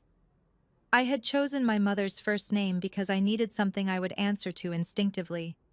"She'll be there." Another pause. "I need to see the evidence before I agree to this." "Check your encrypted inbox in 10 minutes, I said. I sent him the files, drank half my coffee, and moved to the next task. The Global Defense Solutions System. Julian's own creation. The network that had been scanning my face on cameras across the northeastern seaboard since yesterday morning ran on a server architecture I had spent 3 hours studying from documentation Julian had left carelessly accessible on our home network. He had been proud of it. He had wanted me to understand how comprehensive it was. Valerie's server access codes opened the administrative backend. It took me 40 minutes to locate the threat classification module and another 20 to understand Julian's own registration logic well enough to reverse it. The system classified individuals based on a threat matrix, behavioral data, financial patterns, biometric flags. I had spent 8 years building authentication algorithms. Julian's threat matrix was at its core the same structure as a provenance verification system. Different vocabulary, identical bones. I registered Julian Elias Sterling as a Category 1 physical threat against a protected witness currently under federal counterintelligence observation. His own face would now trigger his own network's highest priority alert in any venue where Global Defense had deployment contracts. The Meridian Center had a Global Defense security contract. I had found that in the sponsorship documents on the event's public website. I allowed myself one single moment of something that felt distantly like satisfaction. Then I opened the message application and typed the same text to 5 different numbers that Serafina had given me over the past 24 hours. 5 women in 5 different states, living under 5 different names, waiting for a day they had been told might never come. "It ends today. Meridian Center, New York, noon. Come as yourself. Bring anything you kept. I will be there." I hit send on all 5 simultaneously. Then I called the nearest 24-hour print shop, gave them the file upload link, and ordered 5 complete sets of the gray ledger photographs printed full size in color, bound and tabbed. I paid with the emergency cash I had found after 20 minutes of desperate searching in the lining of the equipment case Valerie had prepared. $1,200, exact. She had thought of everything. I sat back in the booth when it was done and looked at the phone screen. A message from Agent Grant had arrived while I was printing. 4 words. "Warrant drafted, stand by." Outside the diner window, the sky over Queens was turning the particular gray-pink of early morning, the color of something ending and something else beginning simultaneously, if you were in the right frame of mind to read it that way. I finished my coffee. Then I put on the hazmat jacket, picked up my evidence folders, and walked out into the morning to end this. The Meridian Center was exactly the kind of building that Julian Sterling would have chosen for his defining moment. It occupied a full city block in Midtown Manhattan, all black glass and polished steel, the kind of architecture that communicates power not by being beautiful, but by being undeniable. Press vans lined the street outside. Camera crews jostled on the sidewalk. A red carpet, an actual red carpet, had been laid from the entrance doors to the street, flanked by retractable barriers and security personnel with earpieces and the particular practiced blankness of people paid to look intimidating. The banner above the entrance read, "Global Defense Solutions presents the Guardian securing the future today." Julian's name was printed below it in letters 2 feet high. I stood across the street for 30 seconds and looked at it. Then I put on my press badge, Diana Brooks' New York Times technical crew, straightened the jacket Robert Walsh had brought me in a bag outside the print shop an hour ago, and crossed. Walsh met me at the credential checkpoint, a tall man with a journalist's permanently skeptical expression and ink-stained fingers, who looked at me with the particular focus of someone who has spent 30 years covering stories that people with power desperately wanted buried. "Files checked out," he said quietly, falling into step beside me as we moved through the press entrance. "Every notation.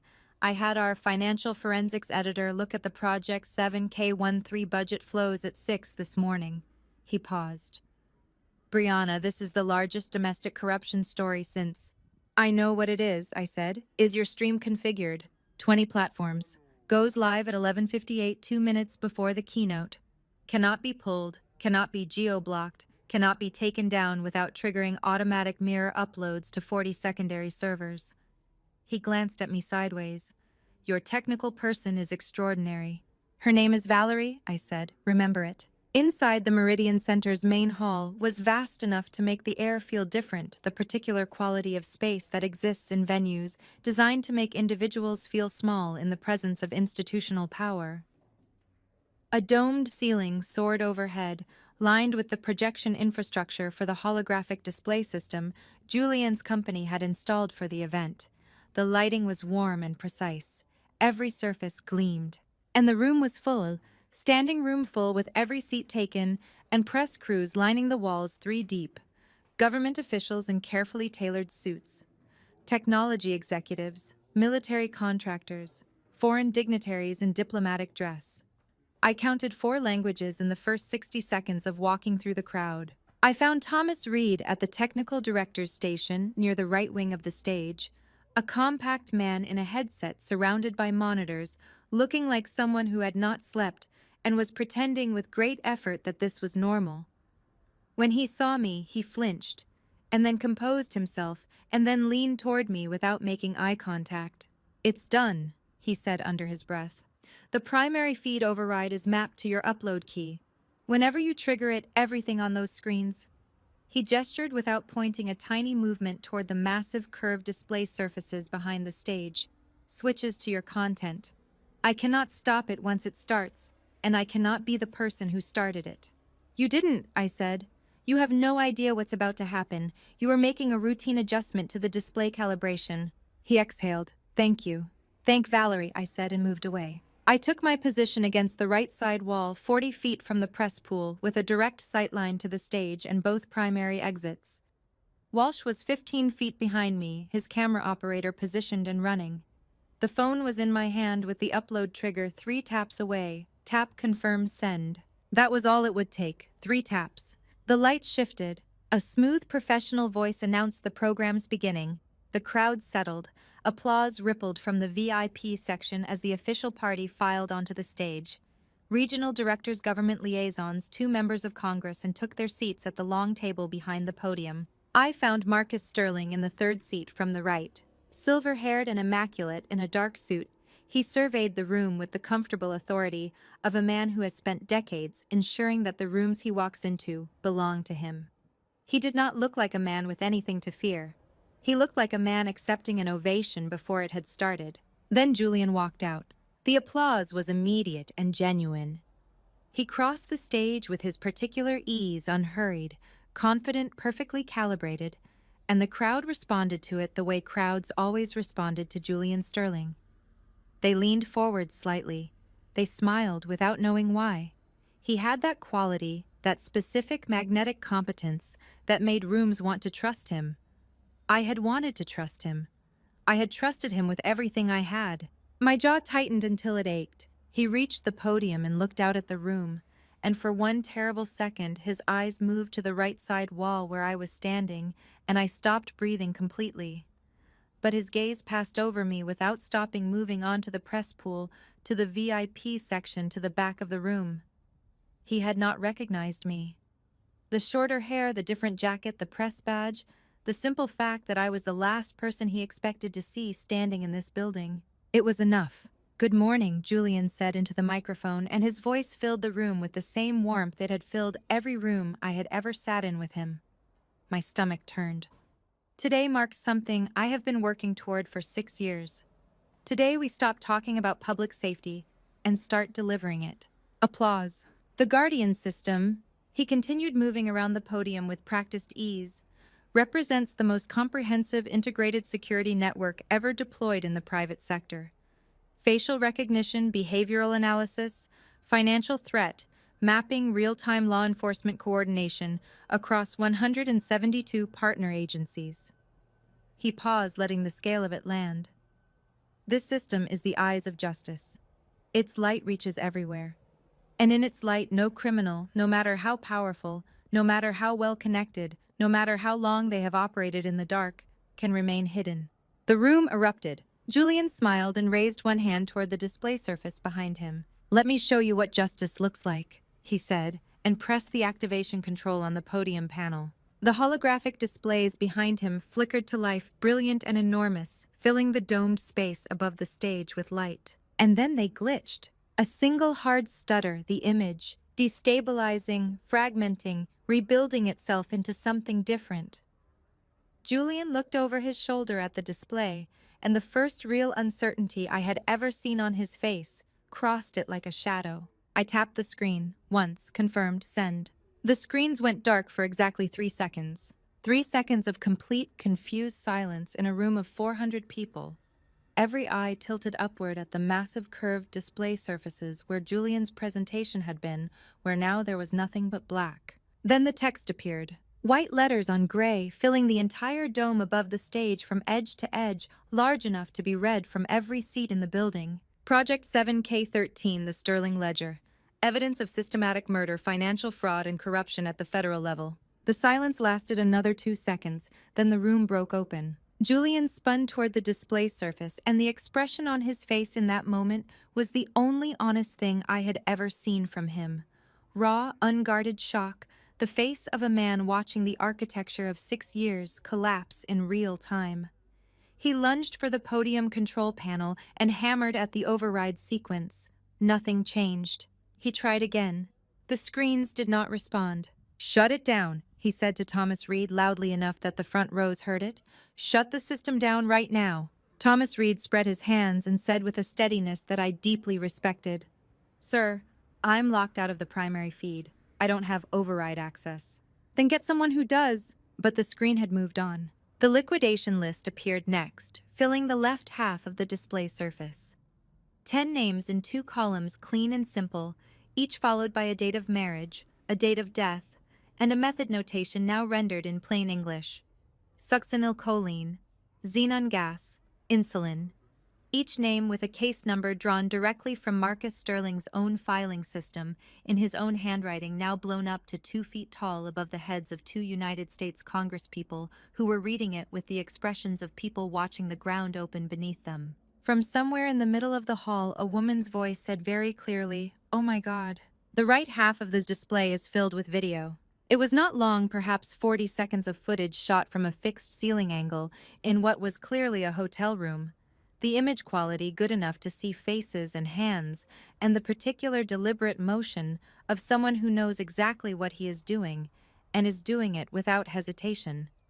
Julian Sterling, younger by 5 years, in a room that was not his. A ventilation access panel open in the wall, a small pressurized canister. The entire room watched. Nobody spoke. Not one person in 400 spoke for the full duration of that footage, and in that silence, Julian's career and freedom and future dissolved, as completely and irreversibly as if they had never existed. Then everyone spoke at once. The sound was tremendous. Hundreds of voices erupting simultaneously, chairs scraping, someone crying out. Press cameras swinging toward the stage with the sudden, synchronized urgency of trained journalists recognizing a historic moment. Robert Walsh's voice rose clearly above the general roar from his position near the right wall, calm and authoritative, narrating directly to his live stream camera, with the practiced confidence of a man who has broken important stories before and understands that the most powerful thing he can do right now is simply describe exactly what is happening.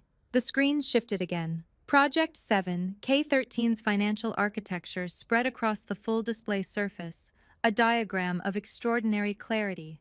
Every shell company, every routing number, every inflated contract value, every final deposit account laid out in the visual language of forensic accounting. $5 billion.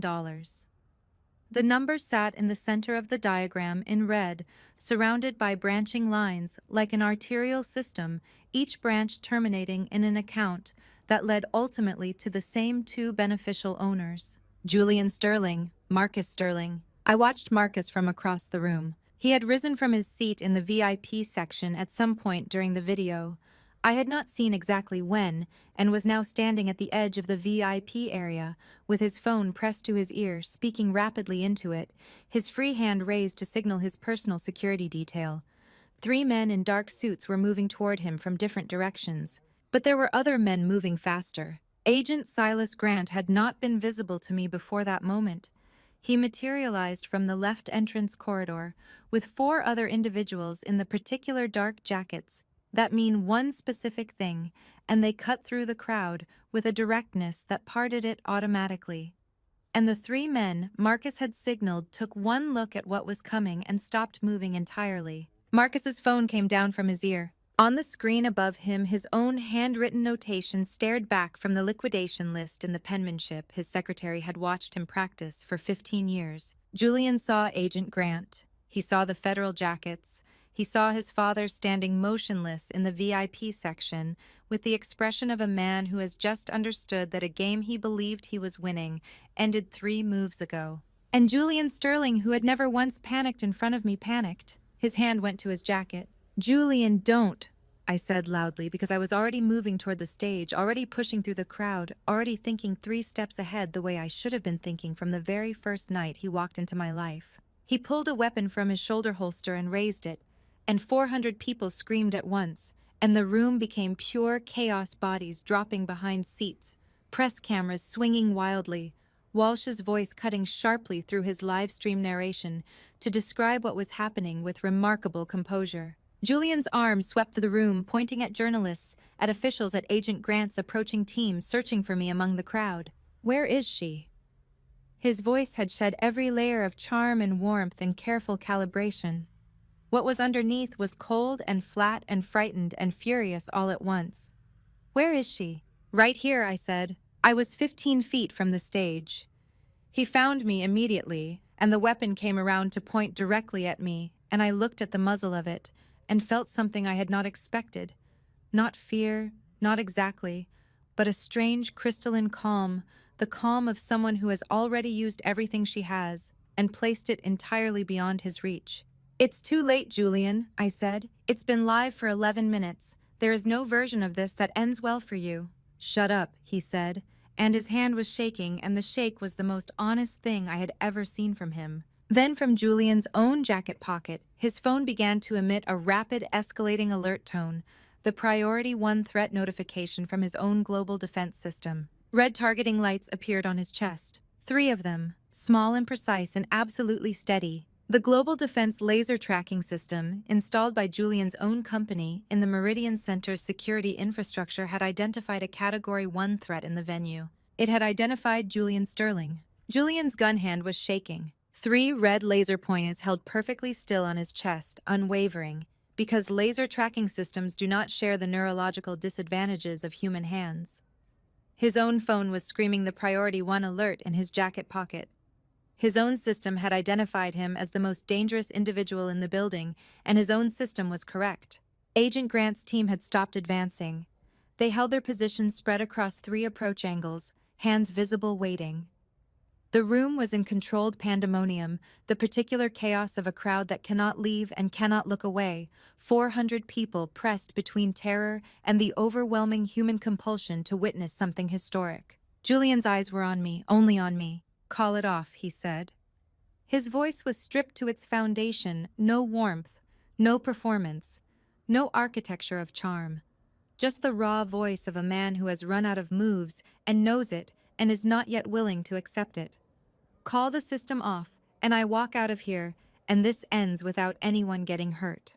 It already hurt people, I said. It hurt 10 of them. Some of them are in this room. He stared at me. Some of them, I said again, are in this room right now. And that was when the first woman stood up. She rose from a seat in the center section.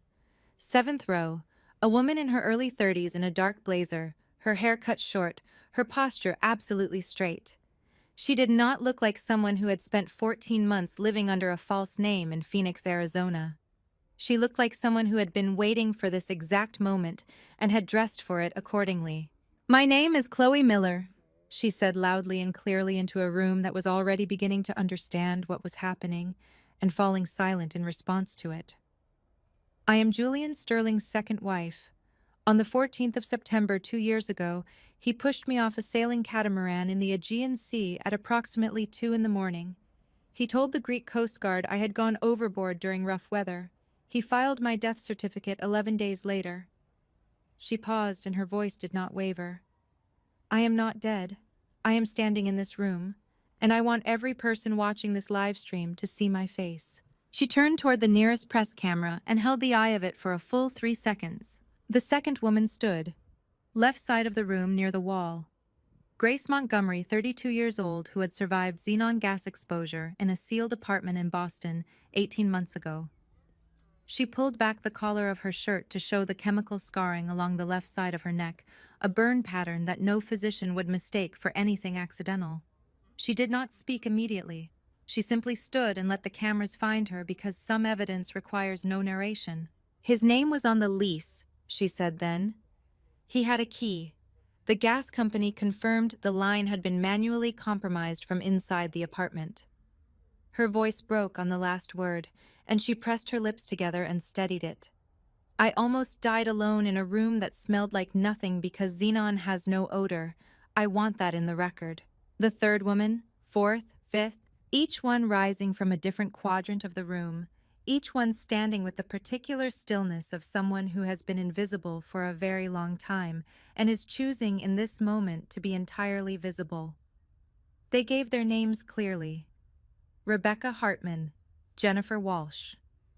No relation to Robert, she clarified, which pulled a sound from the crowd that was almost a laugh and almost a sob. Laura Simmons, each of them alive, each of them documented in Marcus Sterling's ledger as closed cases, each of them standing in a room where that ledger was currently projected at 2 feet tall on the walls. Julian watched them stand, one by one by one by one by one. Something happened to his face that I had no name for. It was not remorse. I did not believe Julian Sterling was capable of remorse in any meaningful sense. It was something more mechanical. The face of a system encountering an input it was not designed to process. His weapon hand dropped 6 inches. The screens shifted one final time. The photographs my mother had taken on a Connecticut front porch appeared 3 men in dark suits, close-up shots of their identification wallets, the black Suburban with its plates visible. Below the photographs, in the caption, Walsh's team had added from my annotation files, private operators employed by Deputy Director Marcus Sterling. Credentials confirmed fraudulent by FBI Forensic Document Unit. Marcus Sterling made a sound I heard clearly from across the room. A single compressed sound, the sound of a man who has just watched the last supporting wall go.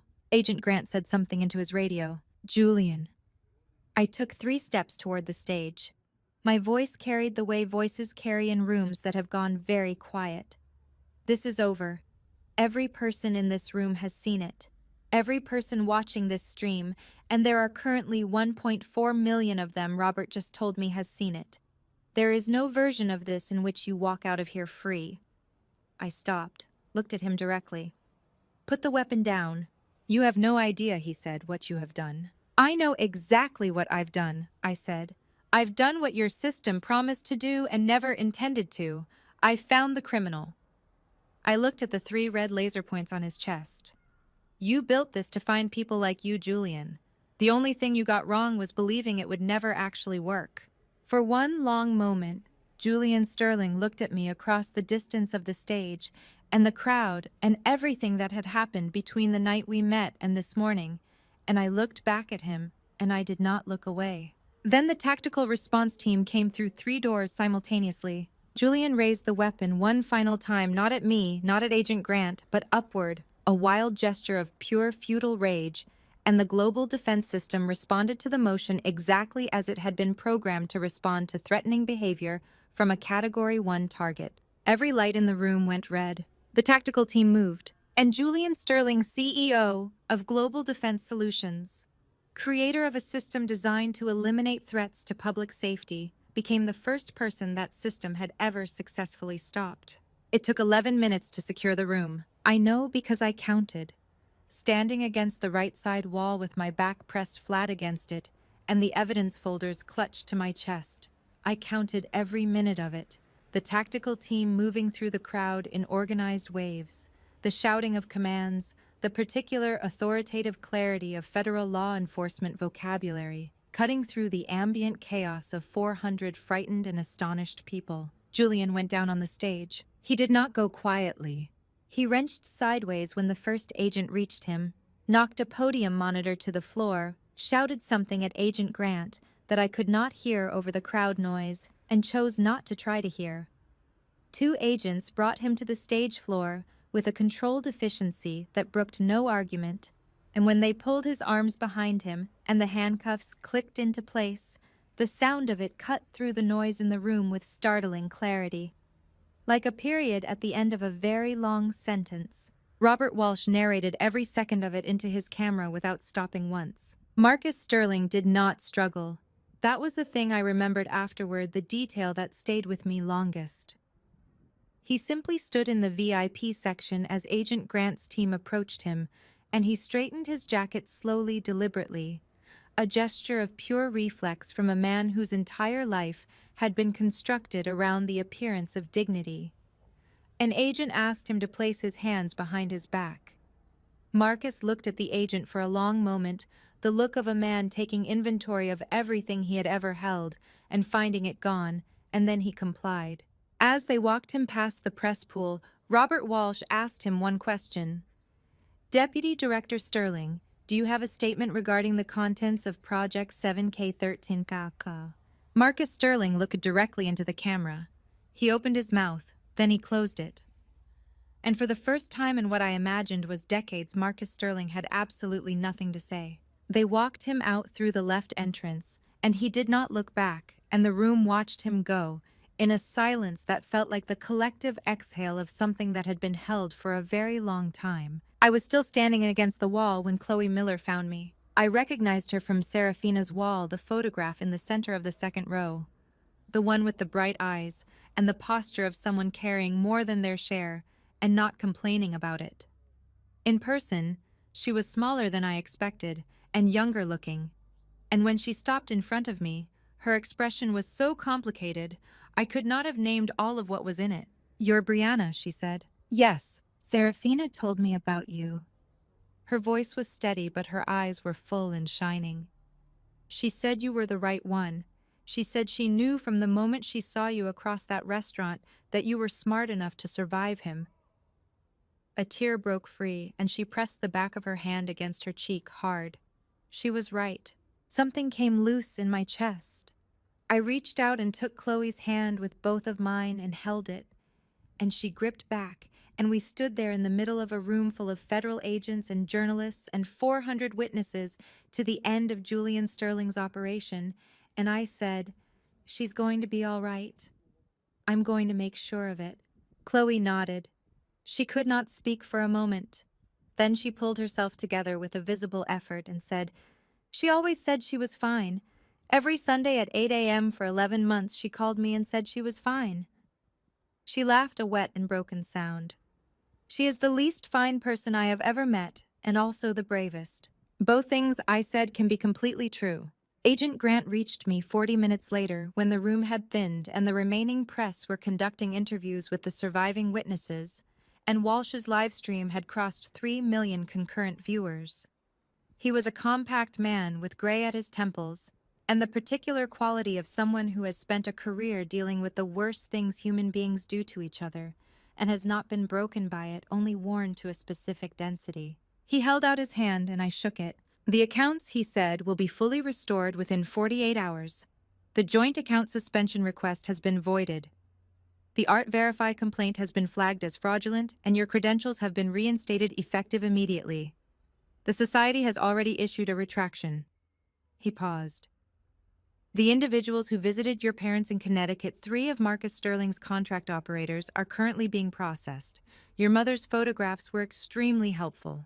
She took 8 years of patient observation from me, I said. The apple doesn't fall far. Your father is stable, Grant said. He was moved out of intensive care this morning. His physician says the prognosis is very good. I pressed my hand flat against my sternum and breathed through my nose. I would not cry in front of a federal agent. I had made this decision, and I was committed to it. Thank you, I said. My voice only broke slightly. There's one more thing, he said, and his expression shifted into something that was not quite a smile, but was adjacent to one. Serafina Vance. She was being held in a private facility under a fraudulent federal detention order signed by Marcus Sterling. The order was voided the moment his arrest was confirmed.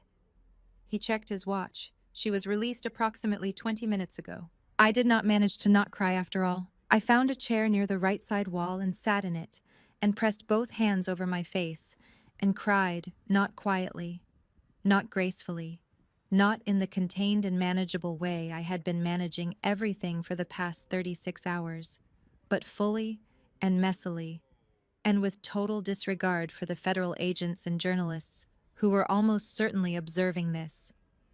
I cried for Serafina standing in that elevator corridor shouting my name. I cried for my father in a hospital bed in Hartford. I cried for my grandfather's algorithm and the marriage that was never a marriage, and the wine glass that I had not touched on a December night in Newport that had saved my life. I cried for every woman whose photograph hung on the wall of a Bronx apartment, and for the ones who were alive and standing in this building, and for the ones who were not. I cried until it was finished. Then I wiped my face, straightened my jacket, and stood up. Walsh was waiting near the exit. He lowered his camera when he saw my face and said with a journalist's direct kindness, "It's going to be the most watched piece of footage since the moon landing." "Good," I said. "Make sure Valerie Jenkins is named in every piece you write. Make sure people know her name." "Already in the first draft," he said. I left the Meridian Center at 2:17 in the afternoon into December sunlight that was thin and cold and absolutely real, and I stood on the sidewalk and breathed it in for a long moment before I moved. 2 weeks later, I went back to my grandfather's collection. I went alone to the storage facility in Connecticut, where 43 post-war European works lived, in climate-controlled rooms, each one authenticated by my grandfather, and then eventually by me. I walked through them slowly, looking at each one with the particular attention I had been trained to give, and in the 7th room, in the lower right corner of a modest landscape by a minor Dutch painter that everyone had always overlooked, I found it, embedded in the paint layer itself. A sequence of notations in a cipher I recognized immediately because I had been reading its variations my entire professional life.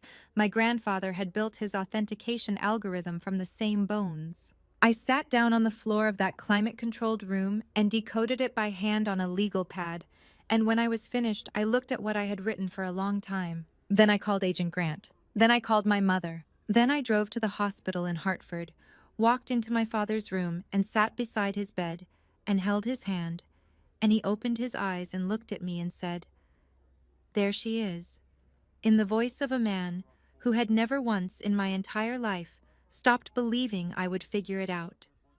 I squeezed his hand and said softly, so only he could hear it, "Here I am, Dad. Here I am." Sitting by my father's hospital bed, I realized that truth is often more brutal than any forged painting. I once believed in a perfect love only to nearly vanish in a calculated scheme of family betrayal. If God gave us instincts, it was so we could protect ourselves before it's too late.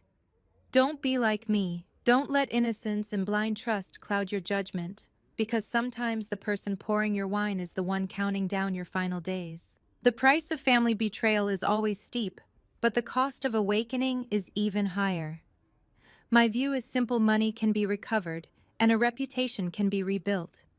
But trust once shattered is nothing more than jagged shards of glass.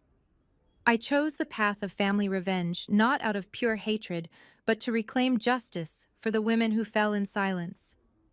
A true family revenge isn't just about putting a villain behind bars. It's about seizing back control of your own life. The agony of this family betrayal taught me that the ultimate protection doesn't lie in algorithms, but in vigilance. Always keep an escape route for yourself, because in this battle of family revenge, the only one who wins is the one who survives. Thank you for staying with me until the very end.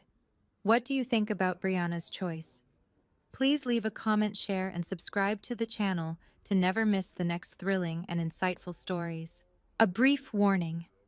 The following stories contain certain fictional elements crafted for educational purposes and social awareness. If this content does not align with your personal philosophy, feel free to step away and choose a different journey that suits you better. Your presence here is always deeply valued.